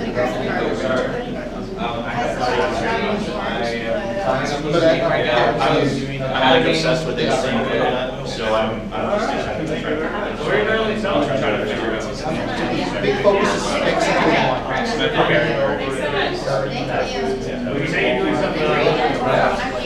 Yeah, that's the early stage of your work in this. What's that need for sales rep? I try to do this myself because Austin is just so much work and so do that in full time. You gotta start watching that. I'm looking for somebody over there for Austin. I'm going back down there in March. And we're gonna go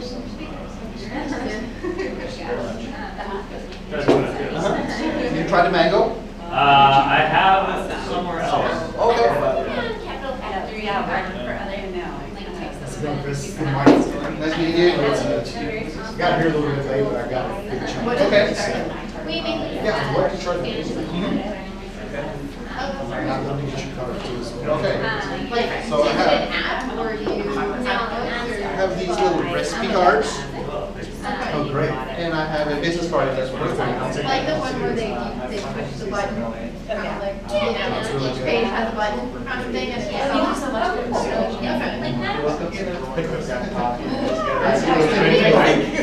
It's super I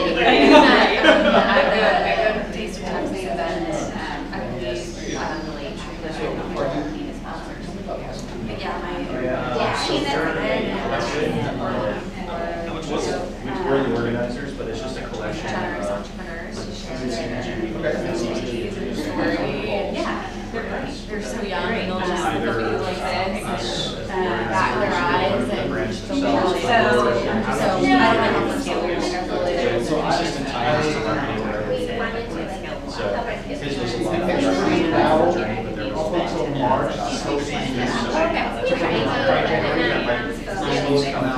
Yeah, talk about a trend, right? Yeah. Yeah, a lot of my friends will do it. Yeah, I did it, yeah. We're some interesting stuff. And then I went over where I was Super Bowl. So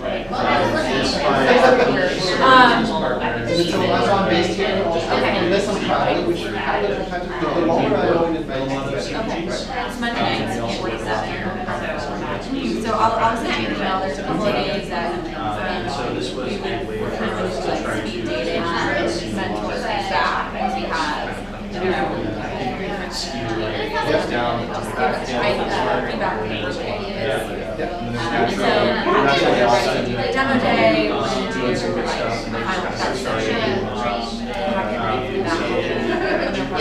there'll be a couple of dates that I'll ask you. We're just trying to get people together and stuff. Yeah, I asked my friends because we're talking about that next Monday. And we're gonna let them do whatever like they want, but my guess is a lot of them are gonna do it. Just get mentor, and they're not gonna do it. So I'm like, It might do, but maybe in all of these things relevant, and then the bottom line. everything that's outside, are they still running? No. All the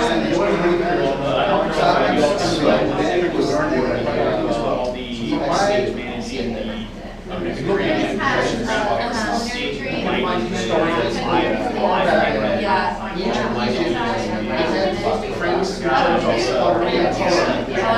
It's just the old things last 400 years. yeah. until some other fashion trend lasts in another 48 years, and then you get some laws, whatever, and then 5 minutes later, disappear. And then those trends, during the mid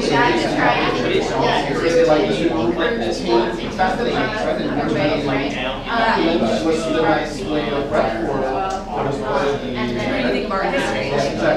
and then it's shorter and shorter now. And so my generation, which I was saying, the 70s was very distinctive. The 60s was more trends, right? Colors,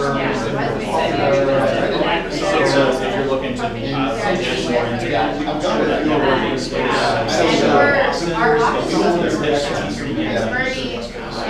Yeah, that sounds like a dissertation. Well, it's interesting about the Tito story that you're talking about. And then the rest of our model, or like the way it's based. our designer. So that's so wild. So really, I never knew about the timing element. I do know he was a hawk, and that he was like, he wouldn't take no for an answer, and things like that. But I didn't think it was positioned because I don't think people were buying it because it was policy texture. Now I think they do. Now I think they do. They're like, cool, awesome. So as I said, when you launched, she started, it was Texas. It was crazy. That was so fascinating that you said that. You do that. And certainly, right, I was around, but that must have been the reaction Jamie gets anywhere you go in and says, I want to have yeah, but you're just even think reflecting on that part when I know about it, just like the Maria just like him sit next to his dog. You know? And it's like their ships are fine. It's just wild that they're able to span across the market. Everybody. I guess if you're that successful, you don't have to market. Now I don't know, maybe in the beginning he was very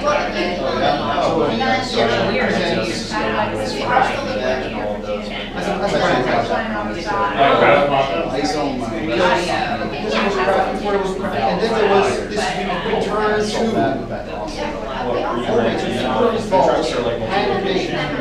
he has his Beverly Hills initially, and they were very popular. The rise of I've always said he was not having success until the trend. So I spoke with him once, and hats off, right? I've never seen him, but I think that everything was just, everything fell into place, perfect place, 15 years in, right? So that wasn't thought through in 95, but it was just, and so he was making,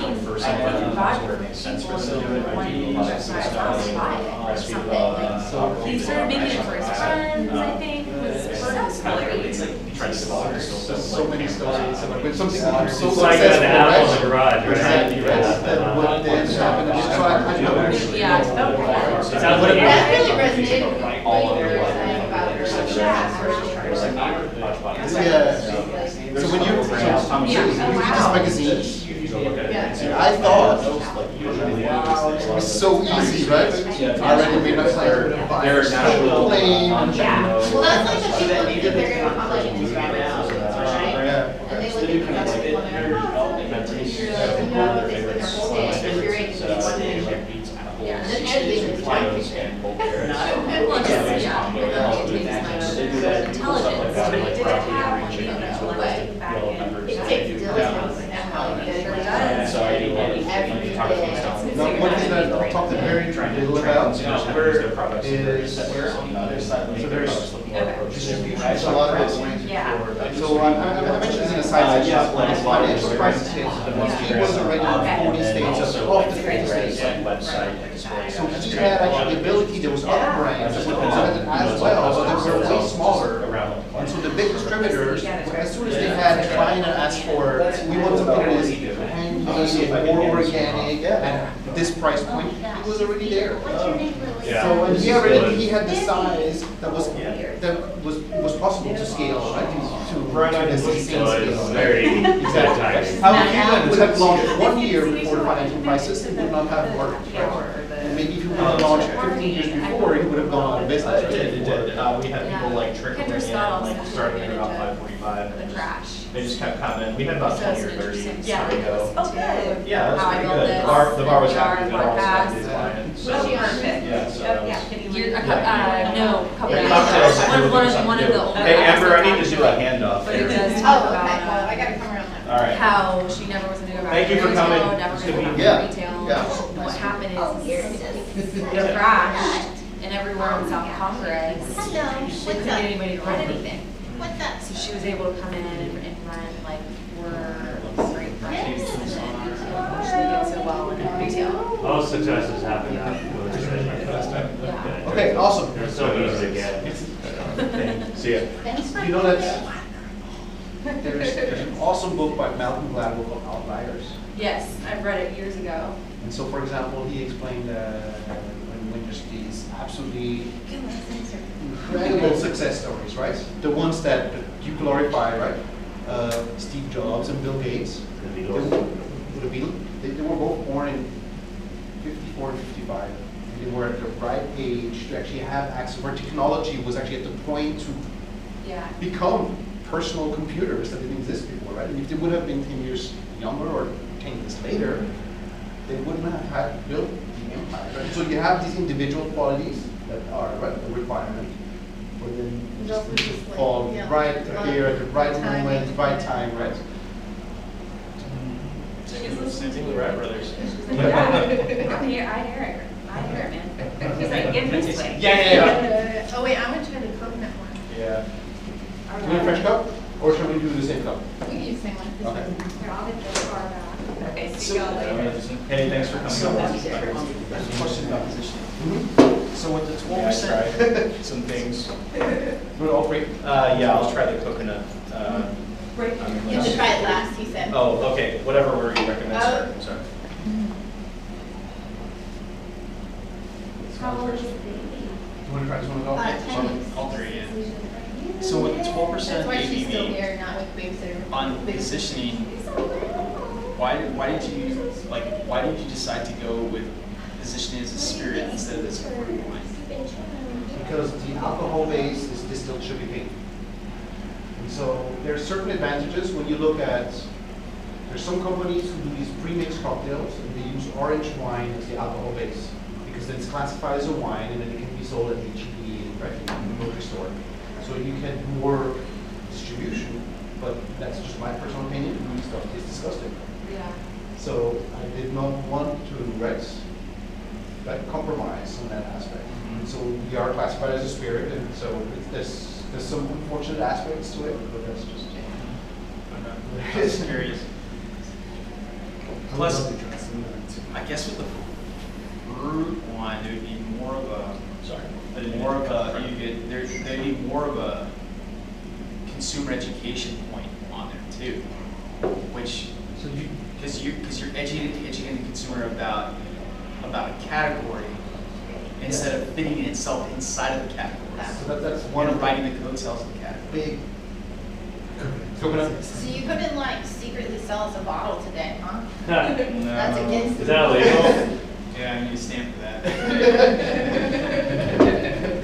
You can publicly say that, right? Yes. Yes. I would pound a bottle of that mowing the yard, man. So Which one's This one. Also, if you use a mezcal instead of a tequila, with either yeah, or, right? Oh, I can see that, like that smoky I hint don't with the have a mango. consumer products Yes. background. Yeah. I mean, I'm good at Yeah, teaching. they put like a slice of I have teaching awards. Uh-huh. And they're like, you're going to teach this I class. hope- And I I was hope like, well, I they gotta figure out how to do teach it. something And with so your I'm stuff, because learning I know they're myself, which is bartenders. so fun. Like, That's a great they do tool. some cool stuff as Education. well. We, our coworkers do this. So I know that the Steven, he moved. Oh my God, yeah. What do you do? Okay. Help it up and you help with us to help. Are you with I'll try a coconut milk, it'll waste more of your plastic. Okay. Nice to meet you. Oh, you're worried about. So as a food labs manager, like, what does that mean? What do you? It just means we bring in food companies and help us in terms of scaling them, ideation, distribution, and all that. Okay, well, we would love for you to come to class too. Yeah, like these students are just like, some of them get into entrepreneurship, and then some of them It's an are alternative interested. Yeah. This is the Kendra Scott Women's Entrepreneurial Leadership Institute that's sponsoring the class. So it's all about empowerment and entrepreneurship and leadership and like in the context, in this case of CPG. And so might have to the end of the class, they're kill going me to if launch you a told me, brand. but any flavors? My background that you're thinking about, or? I was just with Amplify Snap Brands and Jessica Stanton, do you know Jessica? She's a food scientist. And there are very few of you in Austin. So I would love for you to come in. Do you have a flexible schedule? Pretty flexible. Okay, Monday nights, Monday 4 to 7? That's, yeah. Monday 4 to 5? Okay. Each individual fruit. Okay. So that's completely So where did different, you right? get your Exactly. So degree? there's some research specific right on the fruit. Okay. But next day, that was pretty I always cool. aim, That's where she went. so I'm. Yeah. That's so cool. I'm so glad I came here. Right, so that's kind of the. Yeah, we'll be in touch. I'll send you. And you're. There's so many. This is just like the oxidation rates of the different your fruits, brand, like a coconut versus a strawberry versus a mango are all Yeah, two we're happy to different Is it colors. the? We do a lot of tastings, we do a lot of. Okay. They're on, for example. Okay. Pretty much like here in the capital, you turn. Coconut, yes. There's actually nothing wrong with it. But I have issues on the shelf space. Okay. When we get a fresh batch, it's going It makes the older ones look different. Okay, And then so sometimes you they use put it CBD. next to Okay, it. yeah, okay. I care about it, Is it right? like It's my distributor does, and certainly not the retailer place, they just push it down the shelf, and then you have like yellow bottles or white bottles. Okay, so And kind of then- like, People are like, wait a minute. simple Yeah. syrup kind of Yes, like a a concept. like a mixer. Cool. Do You you can get harm? Twin liquors or? Okay, cool. I literally. I don't, just started this week. and of course, I don't know, wait a minute, maybe I have work. Actually, I do have one of my old as well. Because I was. These would be good gift bottles to get And people. then, And I want to hear more about it. I've got a lot of questions for you. Yeah. So, I like talking about this type of stuff. Thank you. I also, when you friends, publicly speaking, I just, yeah, I'd rather to jump on it when it's off my shelf. and then I'll send you my reason. Alright, I'm gonna. Or you just start packaging. So. Yeah, I think I'm gonna pack it. Miss Gal, actually, Maybe I'll so let yeah, you she went to trends. Miss Oh, Val. I Miss missed Gal. Yeah. Absolutely. And Now, it's, it it's is, gonna break, so from what I've seen, it's not gonna break through to but right now. you have already some of the brands that are from pretty well positioned. For example, they got major investment from these installation brands. I think it is awesome. CPG brands, right? Like this brand. Ice cream. Working on different products, beverage. So I have here. And that's the future. Did I give you the card? Did I give you one? Yeah. So on the back side, this is for the coconut. It's just with ice cream in a blender, Yeah. right? Or this, just over. So this is the best place to buy CBD and wear units. Yeah, it's one of the best here in Austin, for sure. They have a store. Then there is. Okay, I live north of Lamar area, so Yeah, yeah. the other big success story that a lot of people talk about when they talk about lemonade, different things like that And I'm is. like, damn it, I wish I like worked with George company. Clooney. But I just don't know if I'm Tequila, taking the right? right Yeah, thing or right. enough or whatever. And a lot of people, But yeah, I like, There's a lot of I love all the reasons things why that they're that worked selling. out I'm this like, I way. want all For of example, them. the whole team around this Relax, like, I tend to be a was high strung person. that launched That's initially why Jägermeister. becomes, Jägermeister, you I think know, is that disgusting. Right. drive has gotten. Yeah, people love it, right? Right. That's all this Jaeger bomb, right? It's an herbal wash. But actually, in terms of taste, it's not good. So, Okay. and it's somewhat of a heritage. We would love you to So run it's it. not, it's new, every year it's new market here, right? And especially like. It's actually the same feedback guys on these that kids' launched Grey ideas Goose and Oh, really? sold Yeah. Rainbow We're gonna Summer have Party, like a lot of cool people. went to and Jägermeister, hopefully did we're that gonna for 10 repeat years. this class In a every company year. that lost I don't know that it's gonna be every market semester. share every year. We're gonna have a demo And day. then they brought we'll on have Quesadillas, judges and like tequila, kind of make and that us was a just on community. fire. Why don't you do it once? And so they decided yeah, it's so great to to stay connect. out against Jägermeister. The entire and company, fly by the seat of our right? Their pants. head with this entire, This first the whole run. US team, it's like 20 It people. sounds like, then you're They just getting two people, decided right? they're gonna set up a new I, company dealing only with that, I right? had a connector, but So you know, the when I market did my launch was dissertation not at all and, entrepreneurial, trying to do something. you know, right, and like then got work my- out, right? This was a play at the highest got level. secure right? and Yeah. And it's very then male dominated. it is all what they call Like I push, really right? secluded my, So I just really push isolated everywhere. myself and I just worked. And then the figure you're reading all these And magazines that's where it says just 1 really billion, good it's actually to get that out and like adds in an earn out of like 300, 350 million, right? So it's actually it's more than half, it's two-thirds of that, right? They really made. Animes are. But I was like, I'm gonna do it, and it's been You great. don't Like know it's so that. great. It Yeah, just, yeah, it exactly. just takes so hard. effort. So for example, the exact opposite. Absolutely. One thing that I think is we're super fortunate in terms of the liquid, but he's doing, Yeah. what's the name of? And just, do this where it's like Singular- really no frills and it's like Yeah. so ostentatious. What's the name of the We're movie making director, so small Sonderberg, markets, that did, no like, classifications, movie and let's that just stuff, talk.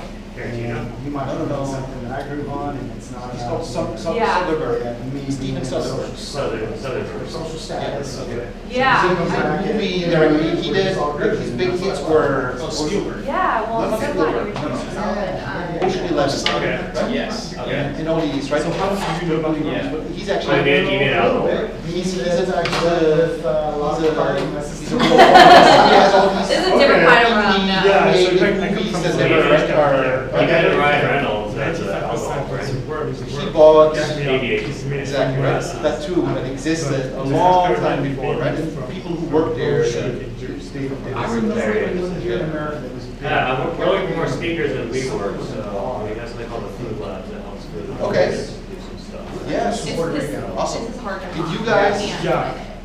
Did you work with Natalie, who did tequila, just like a week ago or 2 weeks ago? Yeah, I believe so. So she's a good friend. We do a lot of things. She's a tequila company and it works nice. So sometimes we gang up. Awesome.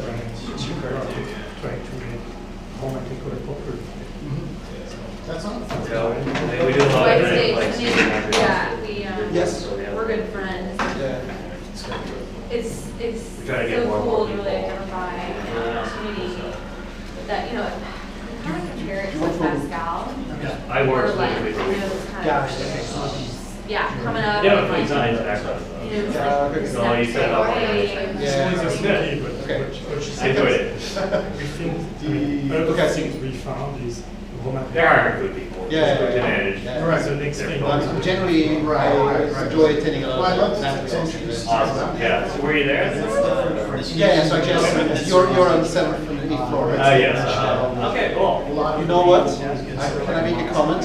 Okay, please. These events, because Yeah. they're so high security that you can't go up. That's neat. I've had I two definitely, if you events ever want to where do like a chef interview or sometimes I like just for came me, half an hour, have to all work, those, right? like, yes. And so when you come half an hour late and no one was coming downstairs. I agree with my And I sister wasn't very alone, well. there was other Yeah. people that tried to attend. And Okay. And I they mean, I have wouldn't girlfriends. allow us to go upstairs. Yeah, okay. And then, Yeah. so it was just, when I understand that with other events, Can't do you that. have to have one person that's just with the elevators going up and down. And then half an hour into the Yeah. event, it's really boring because maybe somebody like me shows up or not. Yeah, right? it's one of our biggest Of, like, issues. whatever. No, it's a good point. And I then think I exactly. So And then going socializing. downstairs, when you can anticipate people network like But, here, like, I'm but not you have to have the cars and go downstairs in the elevators. Sometimes you're stuck in the elevator and wait for 10 minutes, right? I wish I could That's tell why you there was. Yeah, That's a good point. Thank you for bringing it up. Thank you for bringing it up. No, that's I really find that important. Thank you. edibles, they just. Yeah, we'll figure it out. I think I Completely, in a really good day. Yeah. Doing Yeah. that, Pretty like, where I'm good to like, see. I just don't, anyway. So we do, Yeah, absolutely. So do she's special been events. we'll connect and if you need any other kind of Yeah, you said you're gonna do like a. other speakers, Yeah. trendy things that are happening. Women, if you know any women, founders, CPG, that's what we're prioritizing. I know. I want to ask you, like, Good, because I'm Yeah. not. specifically. But I just started questions looking, like so- specifically about Al will be a great contact for you. He's Uh-huh. connected. Super complicated. It could probably help you.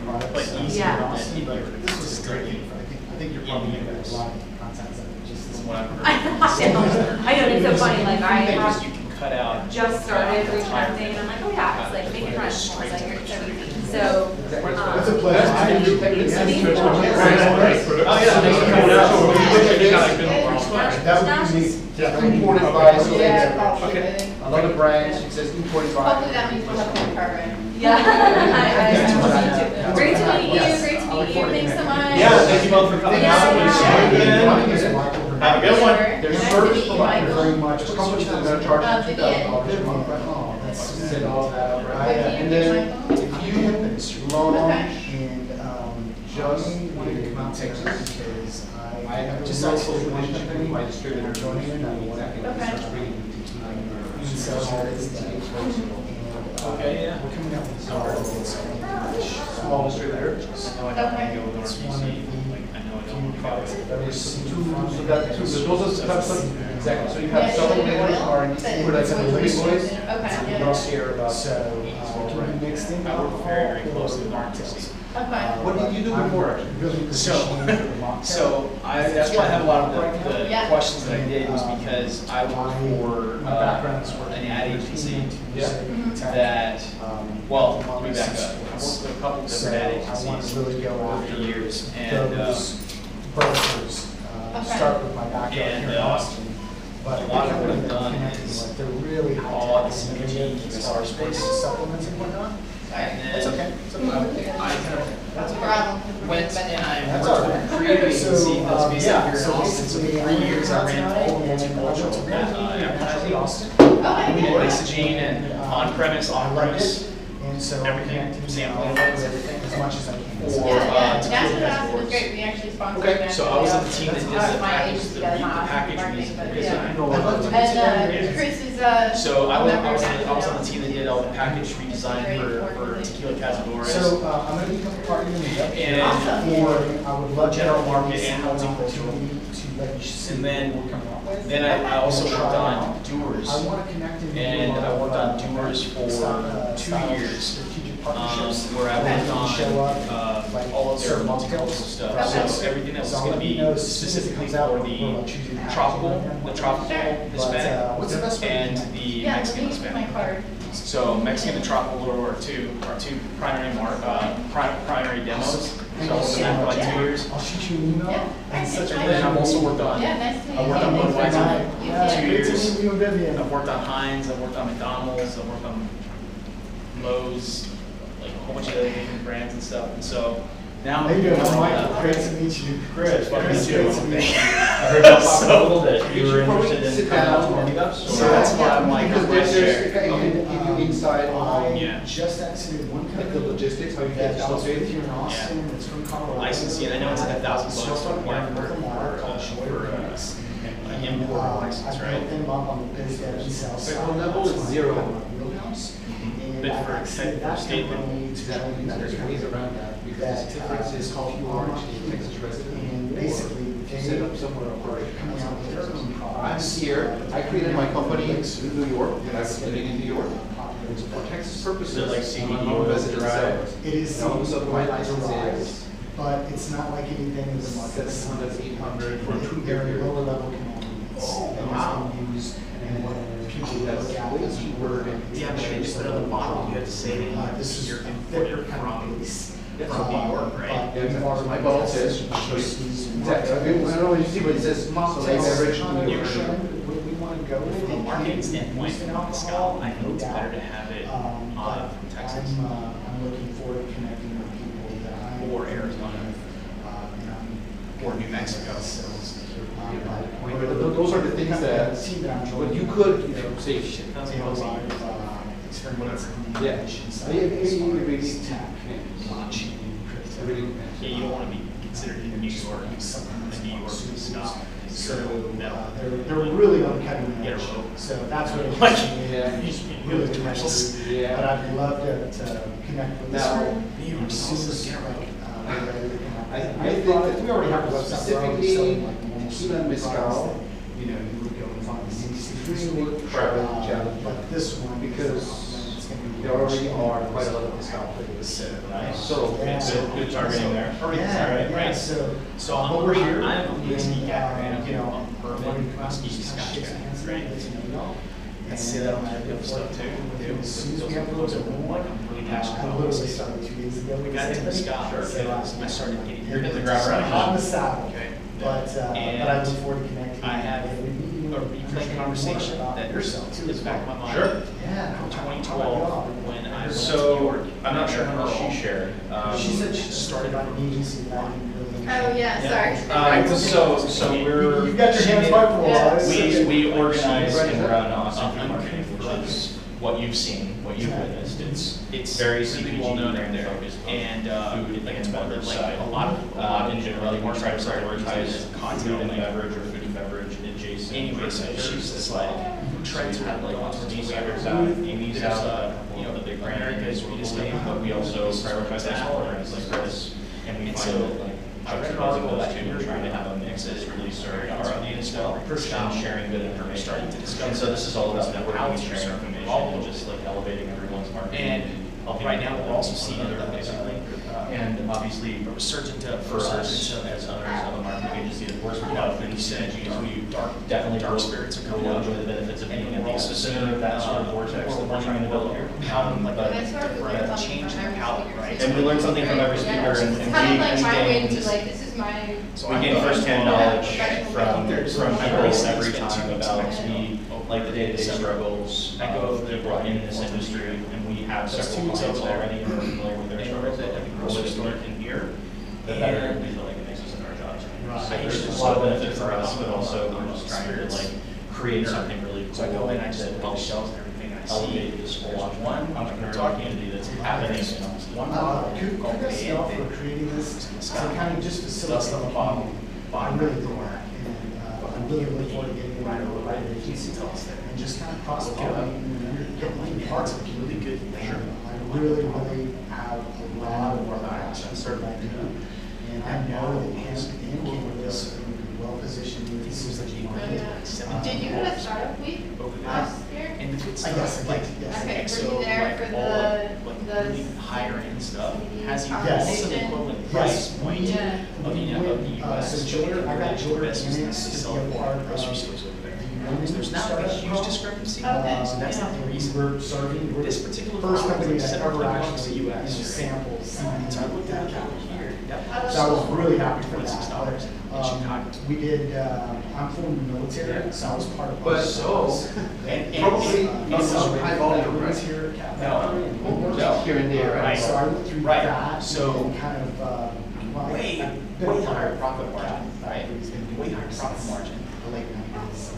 And there's a disconnect between what is the startups Before I that's got is in. good and Mexico actually seems to be because that's their Kind of just kind of backyard, work my way right? up towards to this point. But there's also a But, bit of a disconnect But with yeah, I the mean, music outside stuff of that Mexicans think is, we're gonna be right? part of that. And their this price year. point, they're willing to pay for the money.